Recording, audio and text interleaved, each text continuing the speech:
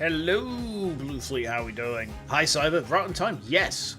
Yeah, I'm actually early today. I say early, I plan to go live early today, that is. We're doing a 5 PM stream today because, as I understand it, Turnabout for tomorrow is like kind of girthy. So, yeah, welcome to the beginning of the end of, well, at least the main game of Dual Destinies. There's also the DLC case to go through, but I don't know how long that one's going to take us. We are up to Turnabout for tomorrow, and Arahel has said before, oh, this is where this gets fun. I don't know if I should be worried about that or not. But, by the by, let's get jumping straight on in. We never really got to... We got the guy declared innocent, didn't we? And then it just kind of cut straight to this. So what's going on? No one can escape their past. Oh. Huh. Oh my god, it's Asuka from Evangelion. Wait. No, it's not. No, it's not. Athena is Asuka Evangelion? What? I not understand. The sins we've committed and the sadness we've caused. We're getting to the good part. What? Athena trauma? That's kind of psychotic. Wait, what? Blackwell, no! How what? No! Not my boy. I refuse to believe it. Little Quilly Willy. Hey, Sheriff, how you doing? Welcome, welcome. No matter how far we run, our past remains. As ever-present as the moon in the sky.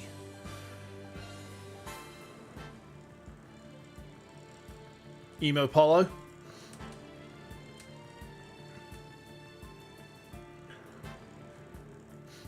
He's got that Slayer drip going on. We can use a little more sound. Hold on. How's that? Better?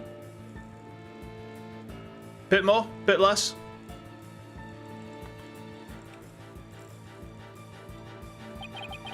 Better. Okay, let's turn it up just a tad more.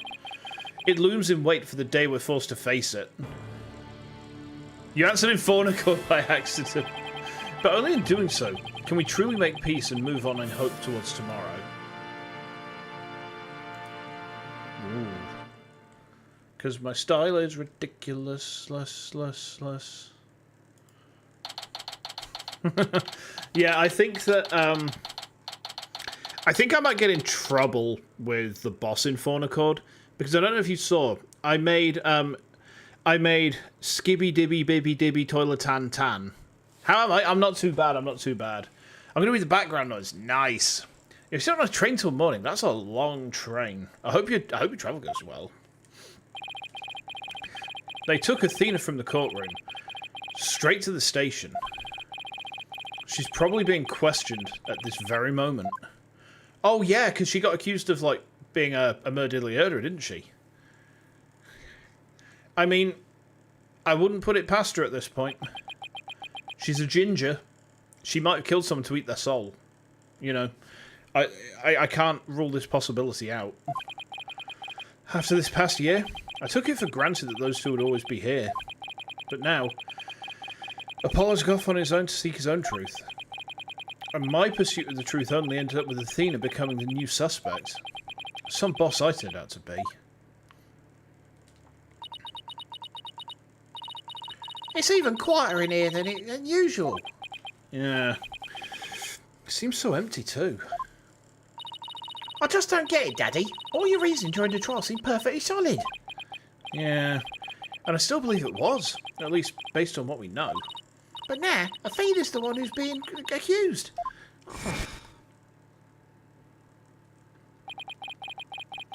During the trial for the bombing and murder that occurred at the Cosmos Space Center,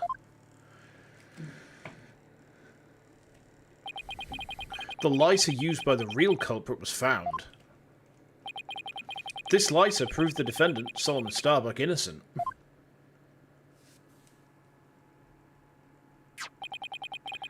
But Athena's prints were found on it instead. Why? He's got something to do with this. And she was subsequently arrested for the murder. Why were her prints on that lighter?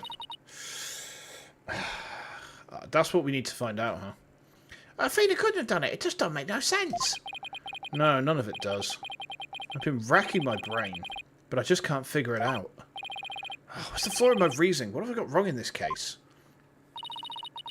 You know, Daddy, if Athena was here, she wouldn't just be sitting around thinking. She'd be out there doing something. You're going to defend Athena, right, Daddy? Of course I will. And thanks, Trucy. I needed that push. Trucy's right. The trial is tomorrow. There's no time to waste. If I'm going to prove Athena's innocence, better get out there and find some evidence. Off we go, then. Running up for evidence that'll prove Athena's innocence. Great. Before we go, I'd better tidy up the evidence I have on hand. Okay. So what have we got right now on us? We've actually retained all the evidence from the previous trial, more or less. So, Terran's autopsy report, the Space Center diagram, the knife, the Launchpad 1 door dock, the security camera footage, the pamphlet, the Hope capsule, the lighter, and Aura's statement. The perp held a lighter with an Earth emblem on it in their left hand and a knife in their right.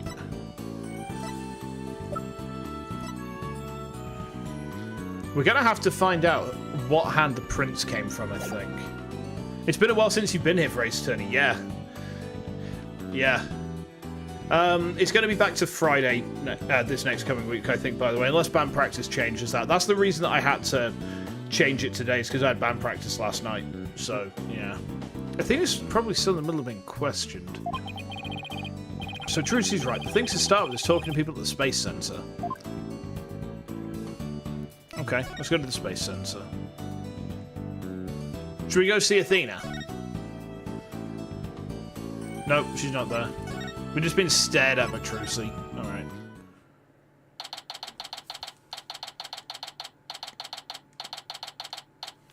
Okay. Battle cruiser operational. Director Cosmos, do you have a minute?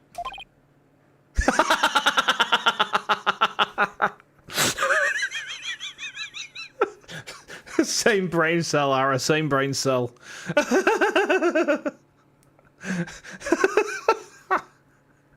Amazing. Ugh. Galactic scooter. Full speed ahead. Director, he scooted away. His expression changed instantly. Saw you, Daddy. He is the Terran battle cruiser captain. It's true. It's very true. Ooh, excuse me, a bit of chair seasoning there. You know, I dragged his name through, but pretty good at the trial earlier today.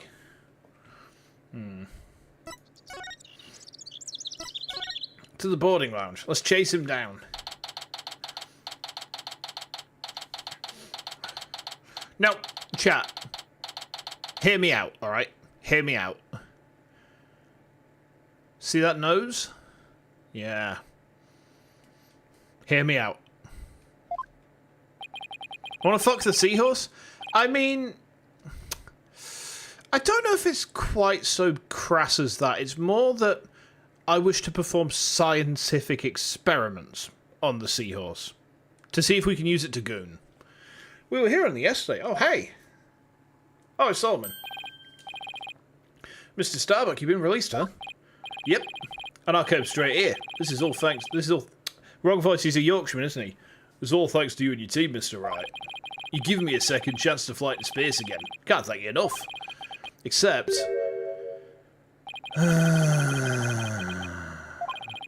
What's wrong? I thought he'd be happy to be acquitted. As I was coming out of the detention centre, I saw Miss Sykes. He saw Athena. Hey, G-Man, how you doing? Welcome, welcome. I was all lost for words. Didn't know what to say to the poor girl. And then, you know what? She flashed a peace sign at me. Doing the M case. The M case?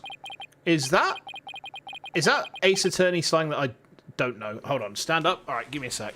Let me just flex out a minute. There we go. Whew. The case for which the game was rated M. Oh, okay. I see. I mean, all I know so far is that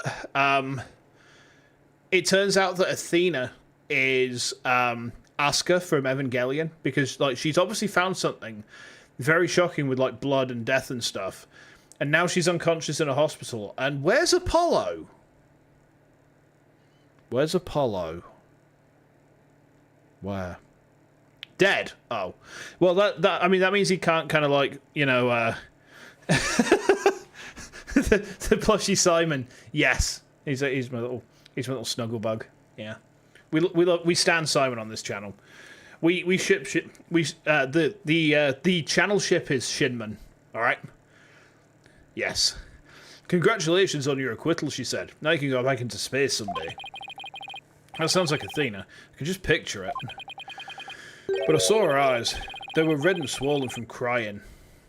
Manfudge. No, Manfudge is just like the best Ace Attorney ship. Yeah. Manfudge is the most based Ace Attorney ship. Right. For those who don't know, Manfudge is Manfred von Karma, ex-judge. And my mental sort of image of it, my headcanon of it, is, you know those two old guys in the Muppets who sit on the balcony and mug everyone off? That's what Manfudge is. They're basically doing that like for the rest of their lives. She's got to be suffering. She must be so worried. And yet she went out of her way to be nice and give me that big smile. She held back her own tears so she could give someone else a smile. That's so Athena. There's no question about it. That girl's innocent. Please, Mr. Rat, you have to make sure she goes free.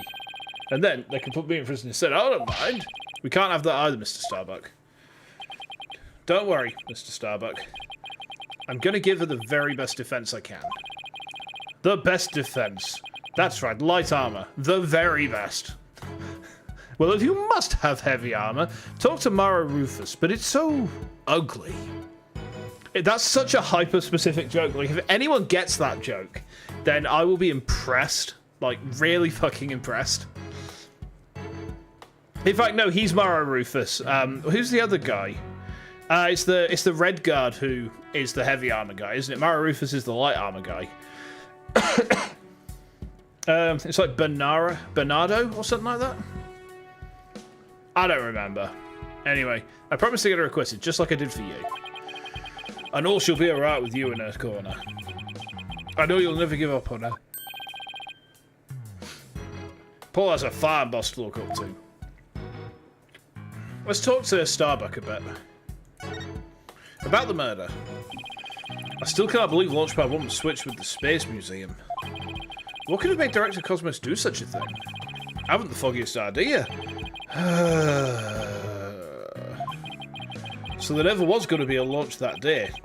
Not from the very beginning. I wonder if Claire knew. Imagine he must have. Surely he would have noticed when he went to board the rocket. It's pathetic to think I was the only one who got taken in. But I guess that's about how it goes. When you're worth less than space debris. Is he going to be alright, Daddy? His expression looks as dark as a black hole. Well, that's just how he is. So, hang on. Let's cook. They went on to... They had this, right? It recently returned from a 7-year mission, contains asteroid samples. Now, obviously, the rocket that's in the museum is the one that contains this. So they've gone to fetch this from the rocket. But that begs the question, if it's the one that's in the museum, surely it's been there for a lot longer than people are claiming. Or the only other thing I can think of is that they moved the museum and the launch pad around and they just swapped everything, which would be really stupid. The murderer. Mr. Starbuck, do you remember anything about the murderer? Not really. I only saw a shadowy figure in the dark after all. Yeah, I guess that was a little too much to hope for. Arrow, are you trying to suggest that you would fuck Megatron? I mean, I'm not judging. I'm not judging, but if you want to, like, use that giant sort of gun for what I think you want to use it for, you're braver than me. Ow! Hey, that's something for police, though. They said they never did find a 10 caliber gun down that trash chute. Just as I thought, the culprit must have carried it away with them when they escaped. I sound like Megatron. Oh, I see. Look, I mean, can I sound like Megatron? Coronation Starscream. This is bad comedy. I mean, that's not Megatron who says that, technically. But, you know, if you know, you know, right? So is the person holding your gun, Mr. Starbuck. You're right. What's wrong? Did I do something? The line. I haven't watched that film in a very long time, but I used to have the DVD for it. I don't know if I still do. I tried to watch it with my wife, and she's just like, "Nah, I can't watch this like boys cartoon crap from the 80s." I was like, "You fucking what?" I was like, "Oh no. Oh dear." Yeah. I do actually have. In fact, yeah. Hold on a minute. Hold on. This is going to be a little bit finicky. Give me a second, guys. Give me a second. Pull that down. Right, bear with me. I don't know if this is going to work so well, but let me try it. Hold on. So we do this. You see that? Look. It's Megatron. It is actually a mid-thousands Megatron. Look at that. Yeah. So I mean, we're going off on a complete tangent here, but yeah. Let me see if I can actually like get it to turn into robot mode. Hold on, it's a little bit finicky. So we kind of have to pull that out. Torso twists around, goes there. His arm goes like that. Okay, yeah, see, I'm trying to do it. Right. I'm trying to do it, but it's been a while since I've got him out of his like body. So I'm just gonna like take him off screen a minute and like build him. Give me a sec. He's actually much more straightforward to build into robot mode than he is into gun mode. Yeah, there we go. That'll do it. There we go. I've had this for years now. I've had this for actually years. There, he's not fully out because his hands aren't out, but... Yeah, there you go. Look, Megatron. Neat, huh? Neat, right? That's pretty cool. Having the hand cam and being able to do stuff like this is actually, like, super neat. We don't know what the objective of the Hat 2 mission was. It was to find Asterosi. It was to find Asterosi. There we go. You want that Megatron? They don't make them anymore. I don't know how much they sell for, but I got it in, like, the mid-thousands. It's like a 2006 model. It's like they did a classics range, so I've got a bunch of them. I've got Optimus Prime. I've got Starscream. I've got Bumblebee. And then I've got... Hot Rod / Rodimus Prime. I think he's in Hot Rod form. He's not Rodimus. But yeah, I mean, you look at that and it does make your Rodimus go a little bit prime, doesn't it? Okay, back to the game. But it wasn't Athena, right? Could you tell if the person was male or female, tall or short? I can't even tell you that much. Man, I'm useless. When the culprit opened the door and some light came in, I should have been able to see. The door. Oh, yeah. As I recall, they opened this door here as they made their escape. The door to launch pad 1, right? The Hope capsule didn't return with either rocket. It came back by its own means. Right, understood. Yeah, except right now... Oh, wrong voice. Yeah, except right now, that door leads to the Space Museum. You mean the launch pad and the Space Museum are switched right now? Oh, they're trying to investigate the theory you came up with in Kua. So they're recreating the conditions, huh? I'd like to see what's beyond that door now. Doobly-doo-doo-doo. Mr. Starbuck, could you open this door for us? Sure. Just let me have my print scanned here. Nice. Sorry if you can hear the noise, by the way. I had a bath earlier, and I forgot to comb my beard, and it's like really important to keep my beard combed out. Hold on. Let me just brush this out, because it gets really knotted otherwise. There we go. This must look really strange. Just bear with me, chat. There we are. Okay. Good, good, good. Ooh, that is bushy. Yeah, I mean, if you go to Vexpo, you'll probably, like, see me, or might see pictures of me, but, just so you got an idea of, like, what I look outside of this blue twink, I look like Romain Latouche from, the, Turnabout for that fucking song that Lamar and the Gaviners did. That one, yeah. Switching the launch pads. Do the launch pads get switched back and forth a lot? Turnabout Serenade, that's the badger. Thank you. Well, back when Space Museum was Launchpad 2, they used to switch the pads around at times. But these days, Launchpad 2 is only just a tourist attraction, right? Right. Because, quite frankly, the Space Center needs the money. I hear you. Times sure are tough. Daddy, let's go check out what's behind that door. Sure, let's go. Hey, no, why don't I come along? I can show you around. Nice. Ooh. Huh? I wonder what these dead leaves are doing here. Maybe they're stuck to the bottom of someone's shoes. There are lots of trees around the Space Center. She's right. It's a modern state-of-the-art building that's surrounded by trees. But I don't know. If they're stuck to the bottom of somebody's shoes, wouldn't they look more crushed up? These don't look like they've been stepped on. Maybe there's some kind of secret hatch in the corridor, and they came in that way. Not everything is set up like a magician's stage, you know.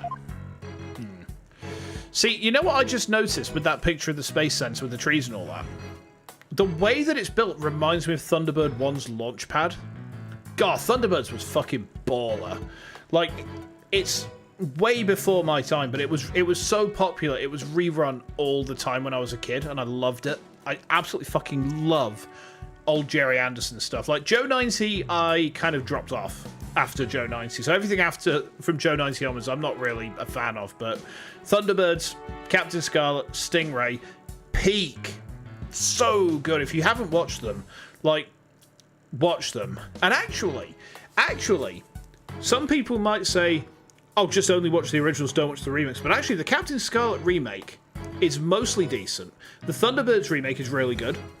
Like, not the live-action film. We forget about the live-action film, but the CGI Thunderbirds series is actually, like, really good. It's, like, surprisingly good. So this is another one of those devices for opening the door, huh? Yup, but this one doesn't require fingerprint verification. You just hit button and open sesame. So when you and Clay went through it, you didn't show your prints either? That's right, Trucy. Just like how the culprit didn't need to scan their prints when they escaped back out the Space Museum corridor into Boarding Lounge 2. Okay. Well, I don't see anything else that jumps out at me. And I imagine this corridor's built exactly like Launchpad 1 corridor. Okay. Do. Anything else? It doesn't seem to see anything else. Can we present anything to him?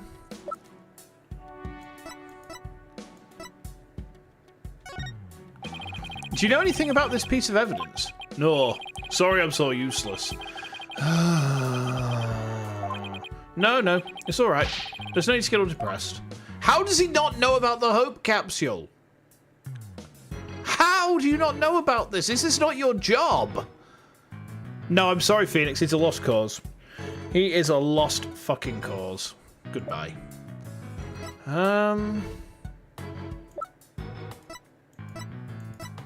Right, well, let's see if there's anywhere else we can go to, huh? Alright, we can't even look around right now, can we?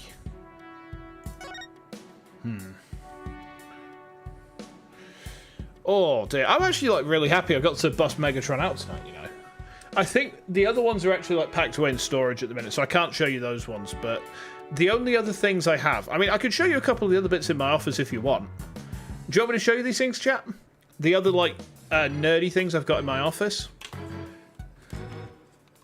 I mean, I can show... No, I tell you what, we have to do it as like a separate stream, I think, actually, because I could show you some of the bits that are in my immediate desk, but the other stuff is, like, dotted around here. There's too much, I think, to really do in one go. I mean, if you want to see the stuff on my desk, then I'm happy to show. But, yeah, it's mostly Metroid base.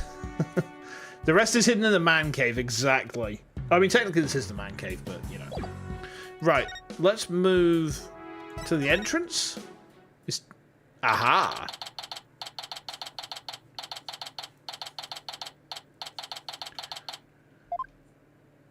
Hailing frequencies open. Curse the wretch who sullied my good name. Reverse course and full speed away. Director Cosmos, wait. I do this, Daddy. Take that. Ugh, the mobility system has been compromised. Trucy's knife throws a direct hit to one of his tires. And the streak continues. Maybe I should have kept a closer watch on what tricks she's been practicing. That tee-hee Pero. My dear old battleship, we fought many a skirmish together. It has been an honor. Daddy, he's going to blow that thing up. Nah, I bet all our button will do is make it go haywire again. Very well. I surrender. As a prisoner of war, I expect to be treated honorably. Okay. Well, we just want to ask you some things, Terran Battlecruiser. We just want to ask some things. Director Cosmos, when you were talking in court about switching launch pads, you used your right to remain silent about the reason as to why. I'd like Director Cosmos to tell us why he switched the two launch pads to begin with. Please, I can't. I exercise my right to remain silent. But I will say my hands were tied. I was only doing what I could to keep my men from getting caught in that blast. The center of the cosmos is shrouded in mystery, but I don't have any secrets left. Now that my battleship has been destroyed and I have been taken prisoner,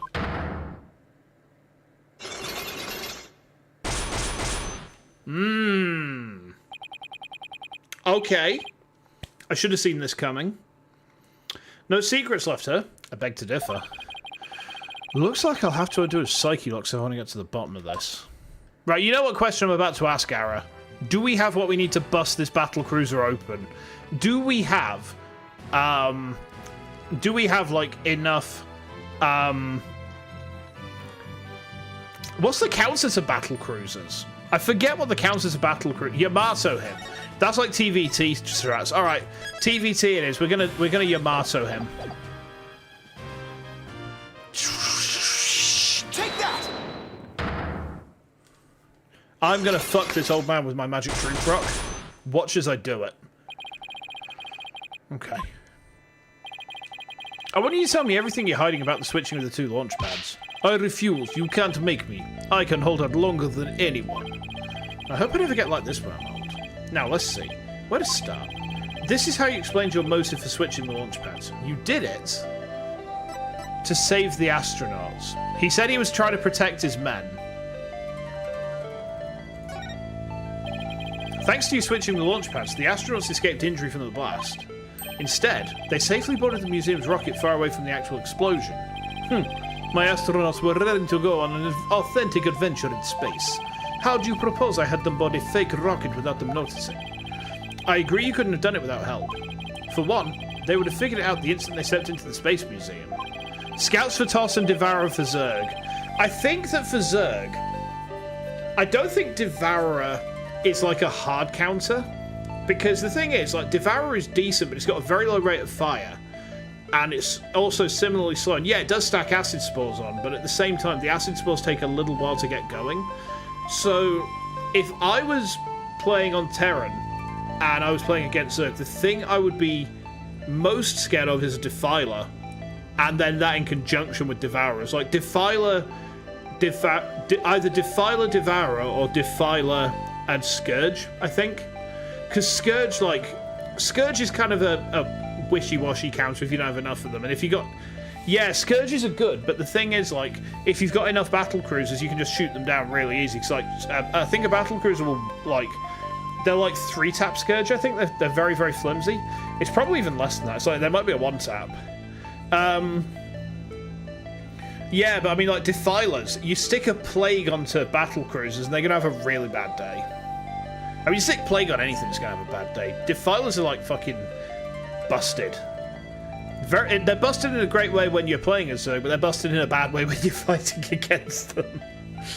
You figured out you could fool Mr. Starbuck once he'd been drugged with his medication, but without the help of this person, it would have been impossible to pull your plan off.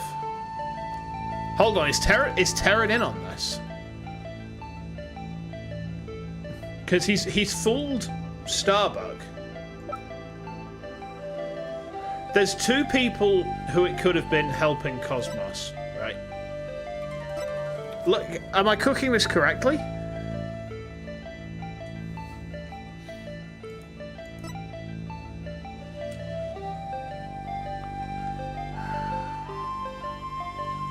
Hold on. They would have figured out the instant they stepped into the Space Museum. Yeah, I don't mind backseating. I don't, like... When it comes to Ace Attorney, like, I like to cook up the answers, and then I will ask chat, how is my cooking? And it's a case of, you know, if I get to a point, it's like, yeah, that's normally the way. It's like, I struggle for a bit, I cook for a bit, and then if I fuck it up, then chat will backseat me into the right pathway. It's a pretty good arrangement. Pretty good arrangement. Yeah, exactly. I think it's Terran. I think Terran's in on it. Take that! You must have got Mr. Terran to help you. Ugh. He stole the tranquilizers from his mentor's locker and slipped them to him. And then, with Mr. Starbuck in a daze, they boarded the replica rocket in the museum. Oh! Someone please help this poor prisoner of war. How is he able to spin around like that? Okay. If you really wanted to save the astronauts' lives, shouldn't you have just called off the launch? If I could have done that, do you think I would have gone to all that trouble? I guess he must have had a compelling reason why he couldn't call it off. But how did you know to switch the pads in advance of the bombing incident? Well, that's because... I was warned in advance. Once I received that warning, it was my duty to ensure my astronauts' safety. But it was just a warning. It could even have been a prank. Why did you believe in it so completely? Because I went to one of those mediums that everyone's talking about these days. Oh? I didn't realize channeling was back in vogue. Besides, I thought it was you yourself that got the warning via telephone. Yes, that's right. The bomber contacted me personally. My battle cruiser is equipped with a special advanced communication system, you see. aka regular telephone. It's been a while. Planning another launch. I see you haven't learned.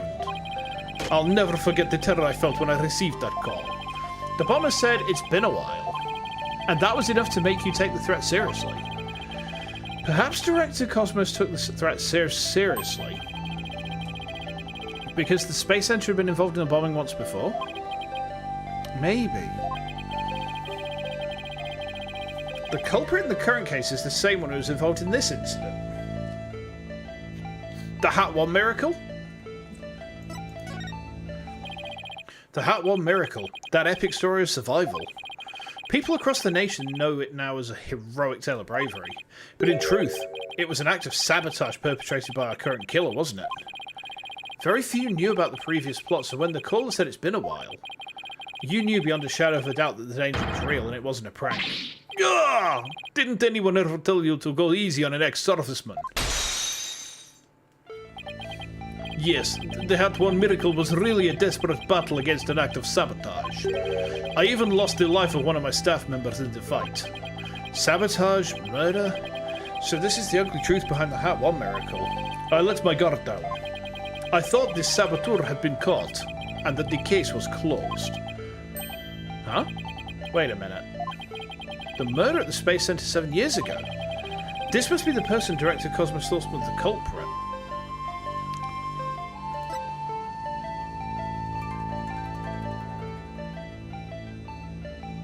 No. No. No. No!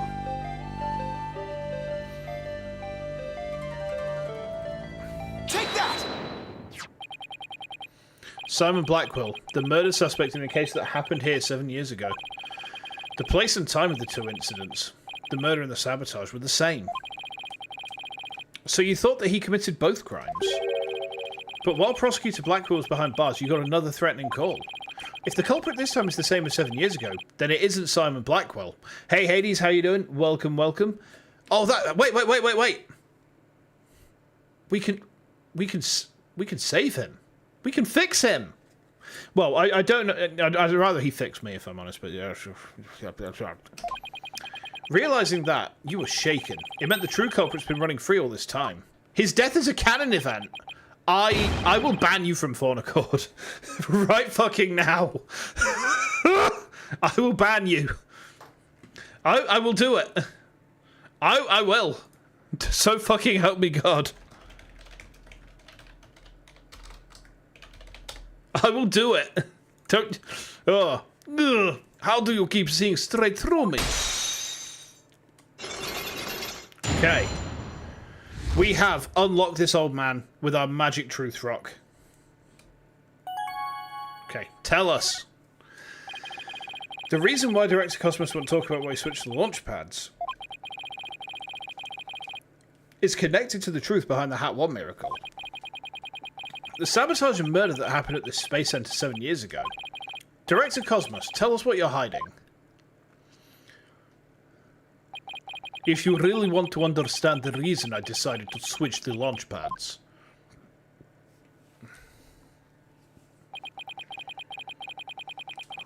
We'll have to start with the story of that horrible nightmare from 7 years ago. 7 years ago? You mean the so-called Hat 1 miracle?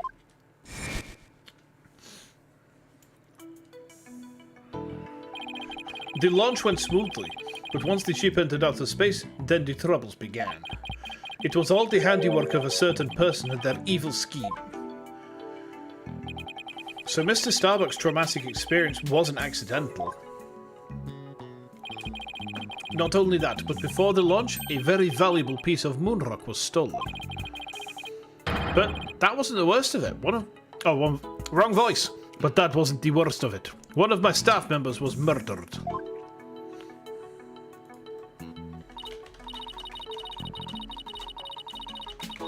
Hold on, I'm chastising.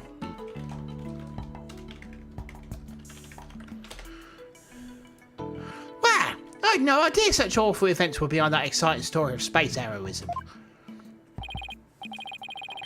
All that, in spite of the Space Center having very strict security in those days. All personal effects were examined thoroughly.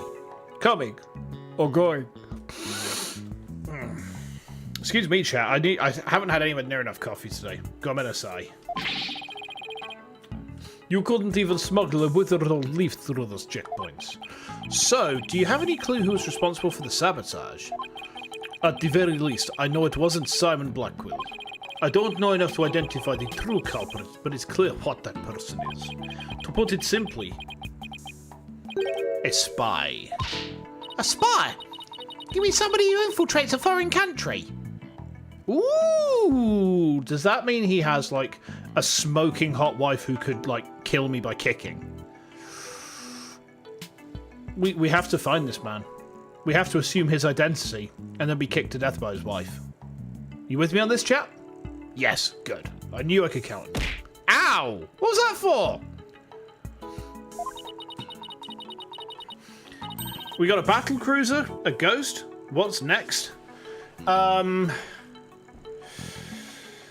What's next? I mean, we could have, I guess, like, in fact, I'll put it to you guys. Name me a StarCraft 1/Brood War Zerg unit. StarCraft 1/Brood War Zerg unit. Name me one. And then that's what's going to be next. I know you can do. I know you're cooking. Name me one. Any lurker. Okay. A lurker, huh? We've already done lurker impressions before on stream, though, haven't we? It's, like a...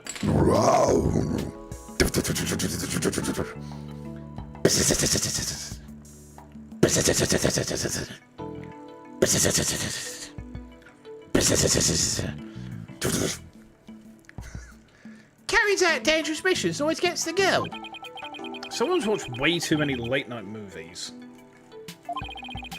Well, I guess we're talking about blowing up a rocket stealing research material. Either that or Defiler. Defiler's a bit trickier. Like, Defiler's more kind of like... It's kind of like a sort of less growly Ultralisk, almost. Defiler just kind of sounds like a British guy who's been gooning for too long. It's not surprising a spy could be behind it all. Tell me about the spy. Make no mistake, there's cutthroat rivalry between nations in the space R&D race. Some try to outdo others by any means possible, even deliberate obstruction. 7 years ago, we ought to call before the launch warning us of sabotage. The same MO as this time. Yes, and here I thought the perpetrator had been caught, but it looks like I was wrong. Prosecutor Blackwell seems more like a ninja than a spy, don't you think? Aren't ninjas and spies basically the same thing? But there is a good reason we failed to find the real spy. A massive cover-up by the government. Government officials were too embarrassed to admit that they had allowed such a thing to happen at the hands of a spy. Don't tell me they made the police rush the investigation. They did indeed. And then to cover up the sabotage, they cleaned up the story. He's a panda! Ooh. In that case, I'm a shooter bamboo. And that was the Hat 1 miracle, wasn't it? But then 7 years later, the same MO, advanced warnings of sabotage. That must have been the director's reason for switching the launch pads. 7 years ago, the spy gave you advance warning of their plans, just like this time. That was what made you decide to switch the launch pads, wasn't it? That's right. The caller knew the facts of the case 7 years ago, despite the cover-up. They knew about the sabotage, the moonrock, the murder. And they said, "You don't want things to go like they did 7 years ago, do you?" I immediately thought of calling off the launch, but the government wouldn't let me. We don't give in to the likes of terrorists. We must proceed for our country's honor. It was quite a moving speech, actually. Moving? Really? Well, maybe if you're easily inspired by political talking points. But I knew the truth. We had been warned, which meant the danger was very real. And I knew there was no way to stop the spy. No matter what I did, they would find a way. That's why I switched the launch pads. Staged the moving rescue scene. Oh, okay. First, I snuck into the center that night before and switched the launch pads. That way, the astronauts would go from boarding lounge 1 to the Space Museum. Then, I put a closed for repairs sign at the door to launch pad 1 and boarding lounge 2. You did that so normal visitors wouldn't enter, right? What else did you do? I enlisted the help of several staff members, including Terry. But you didn't let Mr. Starbuck in on it. He'd already been through enough, and he's no good at lying to keep his secrets. I'm afraid I had no choice but to have him dragged. My plan went well until... Clay's murderer? After the culprit made their escape, I switched the launch pads back. I did it in such a way that no one would find out, but after all that effort, Terran is dead and the Hat 2 is destroyed. And the Hope capsule, which had returned to us only recently, was also lost in that blast. My home, the center of the cosmos. My beautiful Cosmos Space Center is done for! Wait, what does he mean by the Hope capsule was lost in that blast? The Hope capsule? We've got it. I thought the Hope capsule was found at the crime scene with Mr. Terran. It had just been brought back by the Hope space probe with an asteroid sample inside. So what kind of samples are they? What's in them? The samples are scheduled for analysis in the near future. We haven't had time since they just came back the day before Terran's murder. The capsule is being held in a safe in Launchpad 1. But I gave it to Terran before the incident so it wouldn't be destroyed in the explosion. The idea was that, with it safely in Terran's possession, he could make it look like he rescued it during the staged miraculous escape. But our precious research materials ended up lost to that explosion anyway. I thought Clay was supposed to keep it safe. You misunderstand. The launchpad explosion wasn't the one the capsule was lost to. It was lost after the police confiscated it as evidence. Oh? Oh! It was the courtroom bombing from the other day. The capsule was there in the courtroom as evidence and was blown to smithereens. Okay. Yeah, another casualty of that blast. Ultimately, I think the culprit may have known about the switching of the launch pads. What? How? The police found a wiretapping device during their investigation today. A bug aboard my battleship, a tap on my advanced communication system. A wire on that phone? Yes, a wire on this very phone. I use this phone to give instructions to my staff about the launchpad switch. Just to the very few select members who knew about the plan. Just before the incident, staff members were coming in and out of Launchpad 1. The culprit probably slipped in with them amid the confusion, and planted the bomb then. Yeah, if they were tapping your phone, they definitely could pull something like that off. So you really think the same spy is behind this incident than 7 years ago?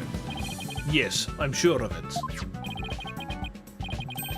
Then this spy must be the phantom Prosecutor Blackwell's been chasing. Prosecutor Blackwell told me once. The hunt I've been on for the phantom of 7 years past continues even still. For starters, that case happened right here at this very Space Center too. So if we could find this phantom...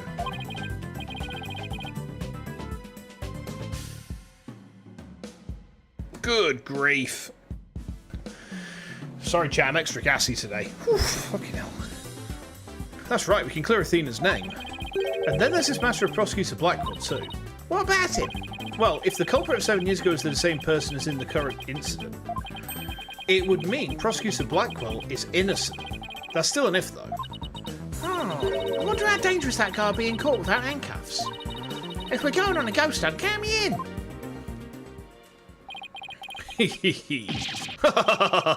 It's all over for me. Spin, spin, war, I'm done for. The center of the cosmos is doomed. Do you think he's going to be alright, Daddy? Well, at least he'll be in good company. There must be planets out there he can spin with. Which reminds me, I'd like to delve a little deeper into the Hat 1 mission too. If you want to learn more, start with the Space Museum. There's a Hat 1 exhibit there. Hey, how you doing? Welcome, welcome. Oh, don't mind me. I'll just keep spinning here and see how the cosmos unfolds. It's like he achieves spiritual enlightenment or something. I'm sure he'll stop when he gets dizzy. Let's go visit the Space Museum.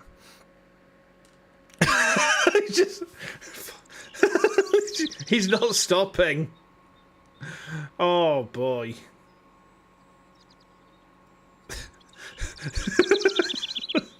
That has no right to be as funny as it is. Oh, God. Okay, to the Space Museum, then.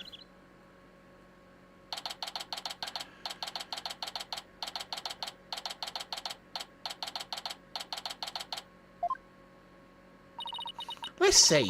Where's the exhibit on the launch 7 years ago? Oh, hubby.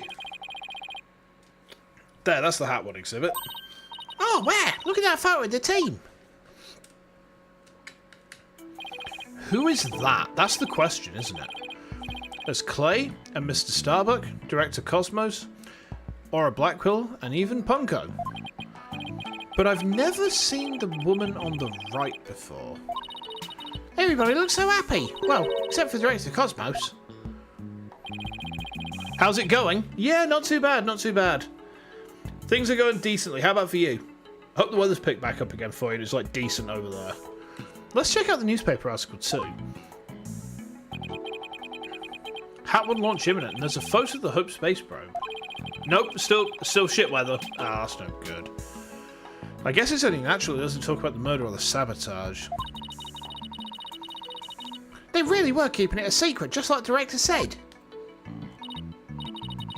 Yesterday was a pain. Oh no, that's not what we want. Daddy, take a look at that jacket. Must be the Hat 1 team's uniform jacket. Oh, another storm. Jeez. It's the same design as the one Apollo's wearing, the one that belonged to Clay. Actual jacket worn by that Team 1 member, it says. Not a replica, huh? I wonder if it was Mr. Starbucks.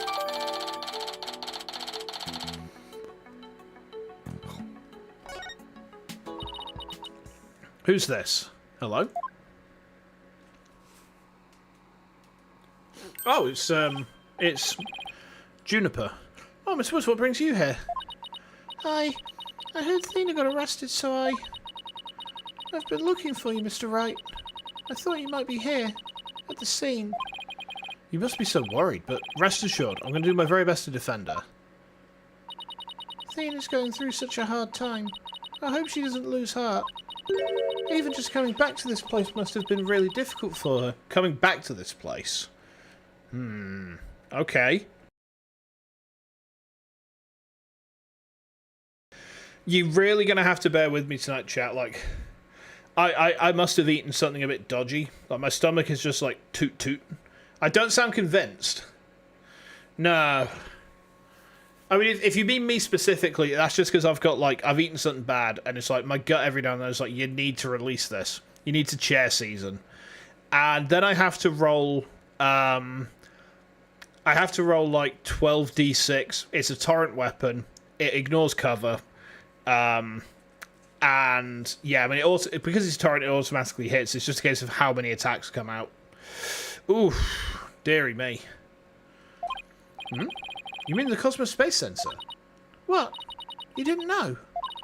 She used to live here when she was a little girl. She did? No, I didn't know. No wonder she knew so much. Miss Woods, could you tell me more in detail?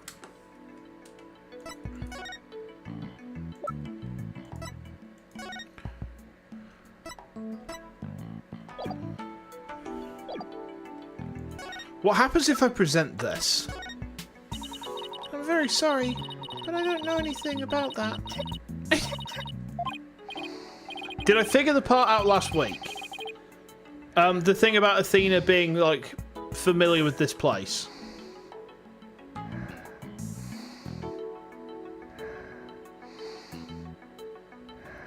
Hang on. If she's having an Asuka XP moment, then that means the person who caused her trauma, who she has found dead, is her mum? So in Evangelion, Asuka has a very tumultuous relationship with her mother, and when she finally learns to accept herself, she goes to her mother to say, you know, she's finally worked things out and she's happy again. But she finds her mother dead, because her mother's killed herself, and it causes a massive sort of trauma train.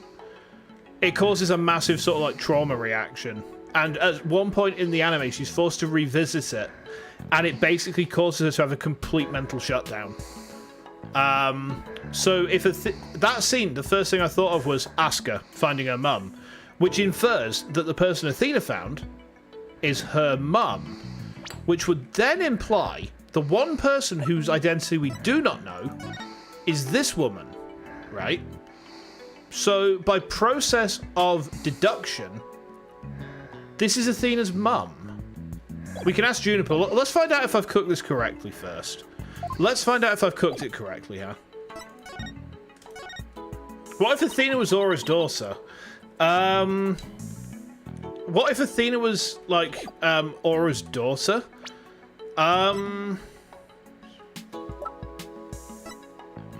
37... 18. There's enough of an age gap, isn't there? But I mean, the thing is, like, Athena's not steppy enough to be Aura's daughter. You know. Athena's mum works here. If I remember right, she was a doctor of psychology or something like that. But why was a psychology specialist working at a space research facility? I don't really know. But I do know that she lived and worked here, so Athena lived here too. So it was far from Athena's first time here. I wonder why she didn't mention it. She probably didn't want to talk about it. This place is connected to a very sad memory for her. Sad memory? A sad memory? Can you tell me about it? There was a terrible incident here. Psychology is extremely important in space stuff. Yeah, the psychology of like, how can I crank one out on this orbiter, on this space station, without the stuff floating into my colleague's bed? A tragic memory, the name of the reminiscence theme. Oh, okay, okay. Ow! 7 years ago. Same time frame as the Hat 1 launch. Athena's mum, in the robotics lab. She was murdered. What? You can't jack off in space? What the fuck? What do you mean you can't jack off in space? What sort of a hell place is space? No, no, I'm not going there. No, absolutely not. No, no, I will stick with Earth. Crack one up. No, no, no, I said crank. No, let me type it out for you. Crank one out. There we go. Crank one out. Ah! After it happened, Athena stopped coming to school. Poor Athena.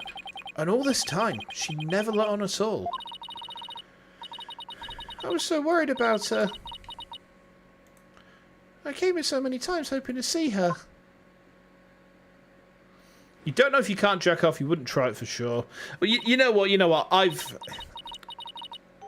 that I don't fuck with the auto mod. Yeah, the auto mod's kind of stupid, but I just don't know how to turn it off. I probably could do. And like, as long as I've got keywords that are actually banned. Like, the obvious stuff like, I don't want any bigoted shit or any racist shit in my chat ever. So, keep that banned, but... Oh, this is tragic memory. Ooh. But I never saw her again. Yeah. After a while, we started exchanging letters. But I didn't get to see her face to face for 7 long years. And so the first time you'd seen her in 7 years was during Professor Court's case? That's right. And I was so surprised. She was like a completely different person. So cheerful and happy. Is that just a facade? Is she been on the trauma train? Okay, I understand. Young Athena. What was Athena like as a child? She was very sensitive and kind. She didn't talk very much. She liked to draw and paint at home. That's completely different from the Athena we know now. I can't even picture it. She never left the Space Center much because she was very sensitive to other people's emotions. When she went through to crowded places, she'd get dizzy from all the emotions flying around. It must be hard to people's hearts as well as their voices. Oh my god, it's Emo Athena. She always wore these big, heavy-looking headphones. She said her mother made them for her as part of her research. Let me have a look at something a moment. What was it?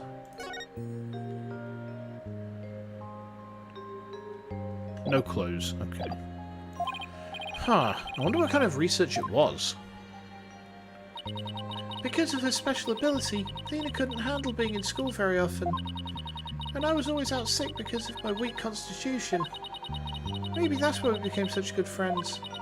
We used to play together here at the Space Center a lot. It brings back memories. Sounds like Athena's mother played a big role here at Space Center. Oh, Daddy, show her that picture. Atta girl, good idea. We already did that. Juniper canonically has -2 in con. Yeah, like she's a one shield ship in Sector 8. And the enemy has 3 burst 1s. Poor girl. Oh yeah. Okay. Hold it! Miss Woods, could you take a look at this for me? Oh, look, there's Athena's mum. The woman on the far right, the one in the kimono. That's Dr. Metis Sykes. Metis? Metis? Matisse? How do I pronounce that name? What's the pronunciation for the name? Athena's mother's murder. Did it by any chance have any connection to the Hat 1 launch? What? Well, yeah, it did. As I recall, it happened on the day before the launch. Just as I suspected. But that wasn't the worst of it. One of my staff members was murdered. So this is the murder director Cosmos was talking about. It's a Greek goddess name. Might want to check it on Wikipedia. Give me a second then. Hold on.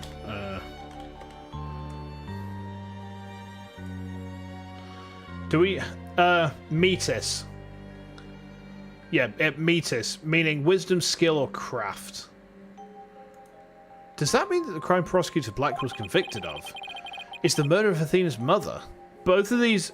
You told us both these women would be crucial to the case. You did say that. I remember. There's a chance her death is somehow connected to the current case. There is. Thank you for all your help, Miss Woods. And please, try not to worry. I won't let anything happen to Athena. Thank you, Mr. Wright. I know you'll take good care of her. It's also an asteroid in one of Jupiter's moons. Ooh. So we need to investigate the robotics lab and also talk to Athena. We've got our plates full, Daddy. I hope we can fit it all in before the day's through. The detention centre first, then. We have to see Athena before visiting hours are over. Alright, let's go there.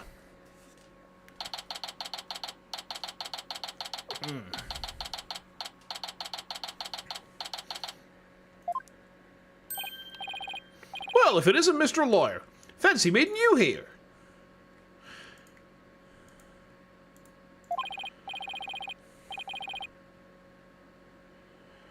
Oh, hello, Detective Fulbright. Here on business? Just a sec, I just got a message off someone. There we go. Neat. To tell the truth, I'm here to interview Ted Tanasi, the one behind the courtroom bombing incident. He said he suddenly said he's ready to tell the truth about that case. And what he was saying was so incredible, I just had to come right over to hear more. Incredible. What was he saying? Why don't you hang around and hear it for yourself? Really? Us? Are you sure?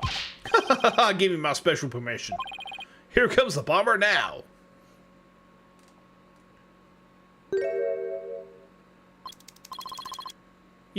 What nerve you have to come here? You're here to laugh at me, I suppose. Like I'd waste my breath on you.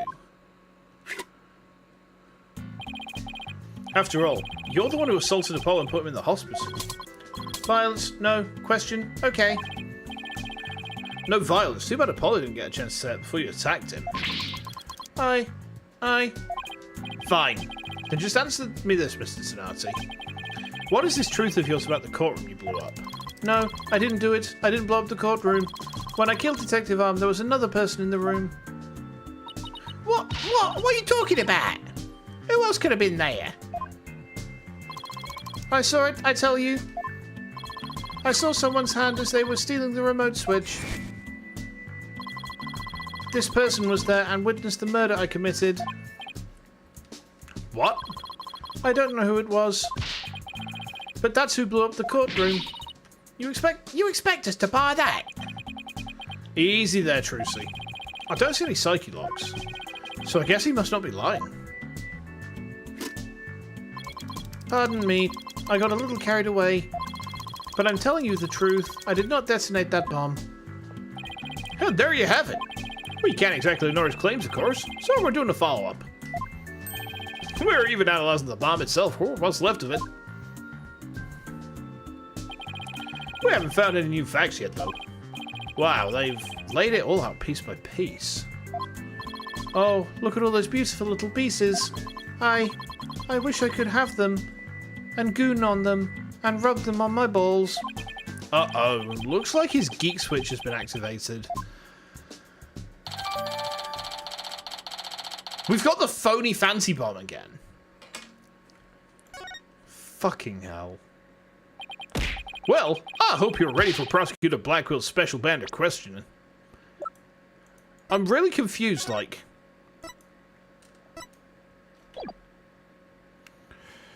Yeah...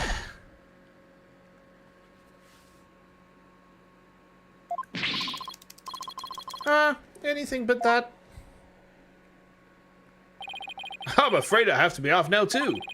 I was just about to question Miss Sykes. You gonna see Athena now? That's right. Oh, did you folks come to see her? Sorry for the trouble, but could you come back later? Well, off I go. He's acting so weird in this case. Like, something's wrong about him. And I can't put my finger on it. But, like, he's not... You know when, like, you're playing Among Us, and you see someone doing a task, and they walk away from the task, but the bar doesn't go up, and you're like, interesting. Something a bit fucky going on here. That's the vibe I'm getting from him. Looks like we'll have to wait until after her questioning's over to see her. He's sad his dommy daddy is scheduled for execution. Yeah. He's, we're gonna execute him by snoo. Yeah. Okay. Oh, what's this? Hold on a minute. Okay. Ow! And after we came all this way too. Well, I guess he's back at the Space Center. Let's go check out the robotics lab, Daddy. Alright. Sounds like a plan.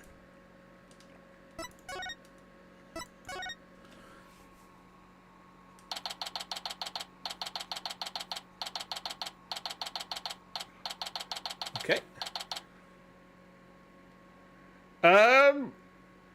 Judge Tron.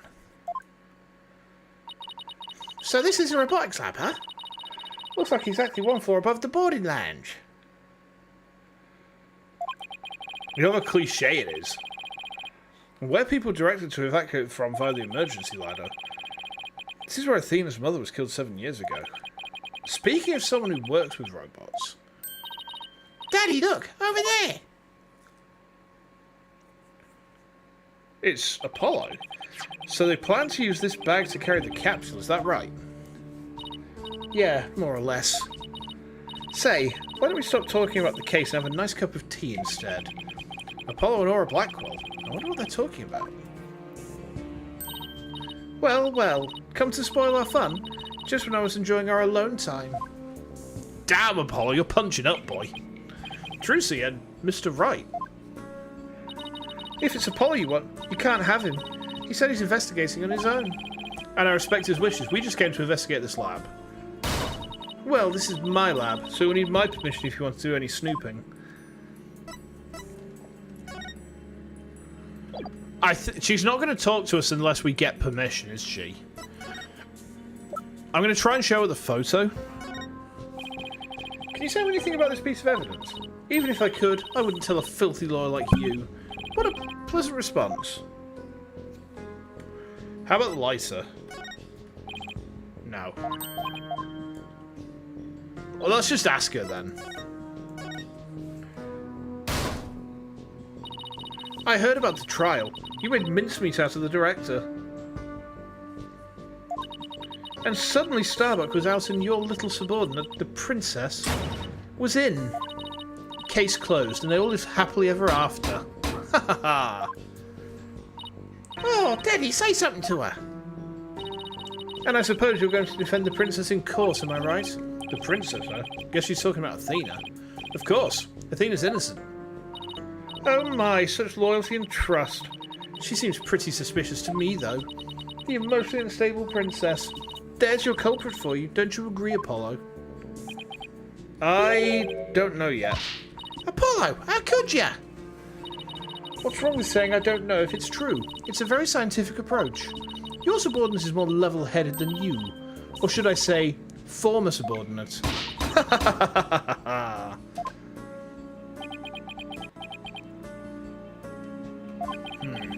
can't believe it. Does Apollo really suspect Athena? All this laughing has worn me out. Your turn to say something, hunk of junk. Mr. Terran, you look pale. Shall I help you to the sick bay? Mr. Terran? But that's Apollo you're talking to. Oh, this hunk of junk here is mistaking Apollo for Clay. Maybe Apollo's possessed by Clay's ghost. Mr. Terran, how are your injuries? Terran, how are your injuries? Do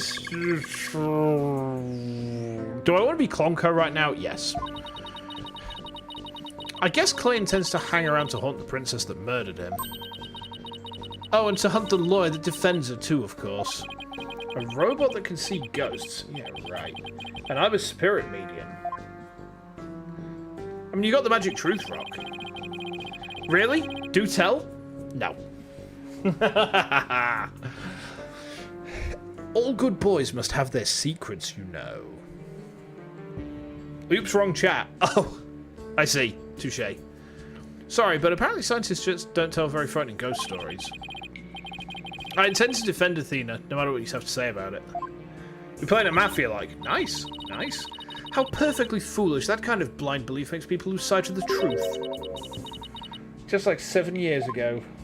What happened 7 years ago? No, we've just gone through this. I clicked the wrong bit. I clicked the wrong thing. I've got to skip through all this now.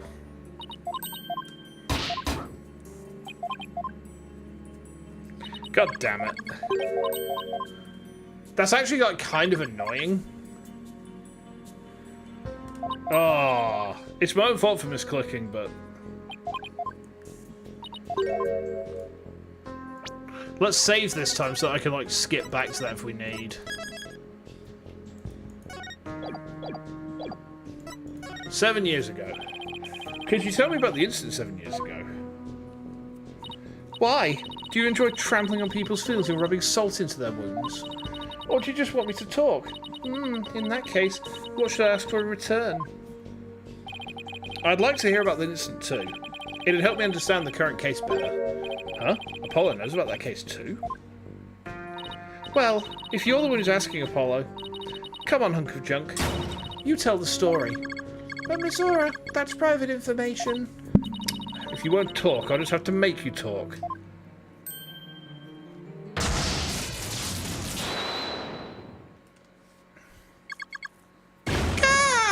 Yes, who cares about personal privacy? Not me. I'm ready to utilize my blast processing abilities to impart all available information. Wow, what a magic trick! It's like a completely different robot now. The bodies of all the robots that come through this lab are designed by Miss Aura. I was born 7 years ago. Miss Aura was much younger then. Yikes, but watch what you say if you don't want to get recycled, Clonko. And then our hearts were created by that great genius, Dr. Metis Sykes. Hearts? Robots with hearts? Can you even make such a thing? Emotions are not rational things. Our logic and our hearts can be integrated. The two navigation companions created by Miss Aura and Dr. Metis transcend humans. Gah! Metis. She just glanced over at her desk. Ah, it's Yuri. Nobody could continue Metis' research. She and her work were truly one of a kind. And now the two navigation companions are all to the left of Metis here on Earth. The robots are all that's left. Isn't she leaving out a very important someone? We built the ultimate creations together, but now she's gone. I get the feeling Dr. Sykes loved her robots almost as much as she loved her daughter. And almost as much as she loved you. What are you talking about? Don't make me laugh. But you lost someone too, didn't you, Apollo? Your friend Clay. I guess you and I are pretty much in the same boat. Miss Aura, would you like a tissue? Donk! Keep your trap shut, hunk of junk. Oh. Clonko's an important keepsake of your time with Dr. Sykes. You should treat him better. What does it matter? He doesn't feel pain, and I can always repair his body. Besides, their hearts aren't actually in their bodies. What do you mean by that? The program Metis runs on a separate mainframe. Their bodies are controlled remotely from there. Oh, they're on the cloud. Okay. Their hearts and memories are there too. These bodies are really just peripherals. So I can do anything I want to them. I mean, its head is kind of shaped like a Tenga egg. I'm just going to throw that out there, chat. I'm not so sure that gives you the right to physically abuse the poor things. But why are you people looking into such an old case now anyway? Well, we believe the culprit of that incident might be the same person as in this case. So Daddy's gonna find out who killed Dr. Sykes too. I'm sure you're aware of who Metis' killer is.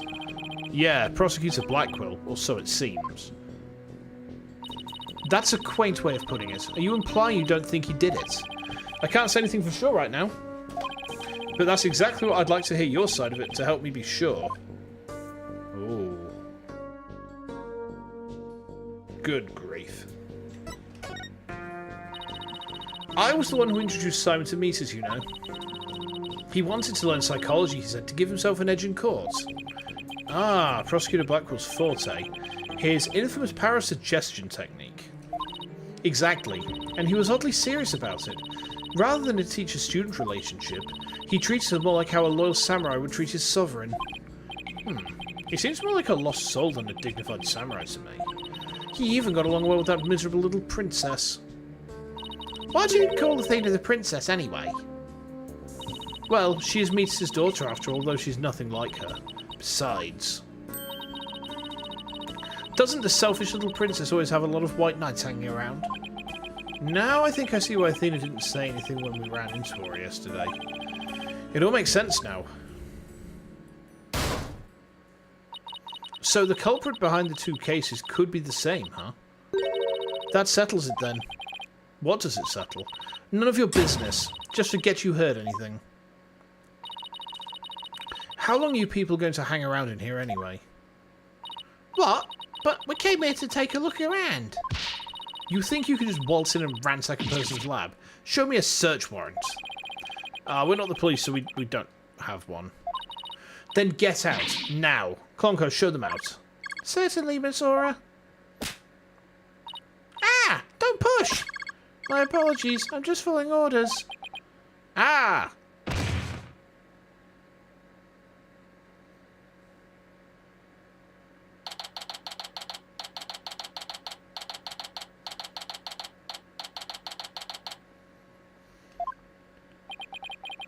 What a way to get shown out. The nerve of that woman! What's with that horrible attitude? I guess that's just how she is. And why was Apollo going along with her? I guess it's because they have something in common. Did Apollo give her a space probe with his rocket? Okay, I understand. I understand. Tasty. Apollo lost Clay just like how Aura lost Dr. Sykes. Oh, I'm really worried about him. He's not himself at all. He's usually not all cool and dark and mysterious like that. I guess that's true. Does she mean he's usually silly and dorky? I'm going to keep an eye on him. Okay. Hey, wait, Trucy, come back. Oh, she's gone. What should I do now? Detective Fulbright's probably still questioning Athena. Guess I'll go back to the office. Alone. Okay.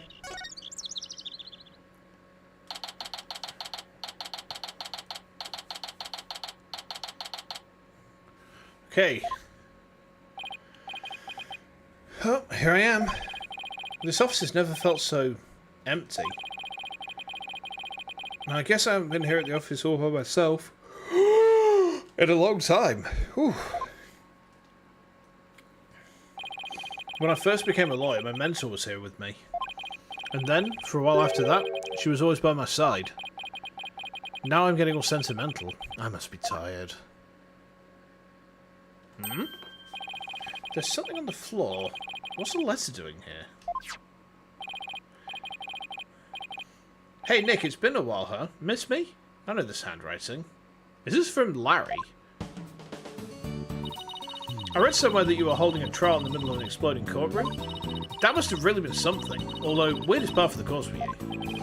I think she, or whatever paper she's reading, is a little off on the details. Oh? I'd love to come visit, but I'm right in the middle of a difficult part of my training. Oh, it's Maya. Okay. So instead, think of me as you watch the Steel Samurai videos and so. I'm sure they show me right up. Yours truly, Maya Faye. Good old Maya. It's as if she knew I was feeling down and needed a lift. Oh, they brought back the old graphic. That's neat. That's kind of cool. Maya was my assistant for quite a while. Believe it or not, she's a spirit medium. This Margaret Submarines and Psyche Locks, Maya's the one who gave it to me. Okay. I never would have guessed that. But I wonder how this letter got here.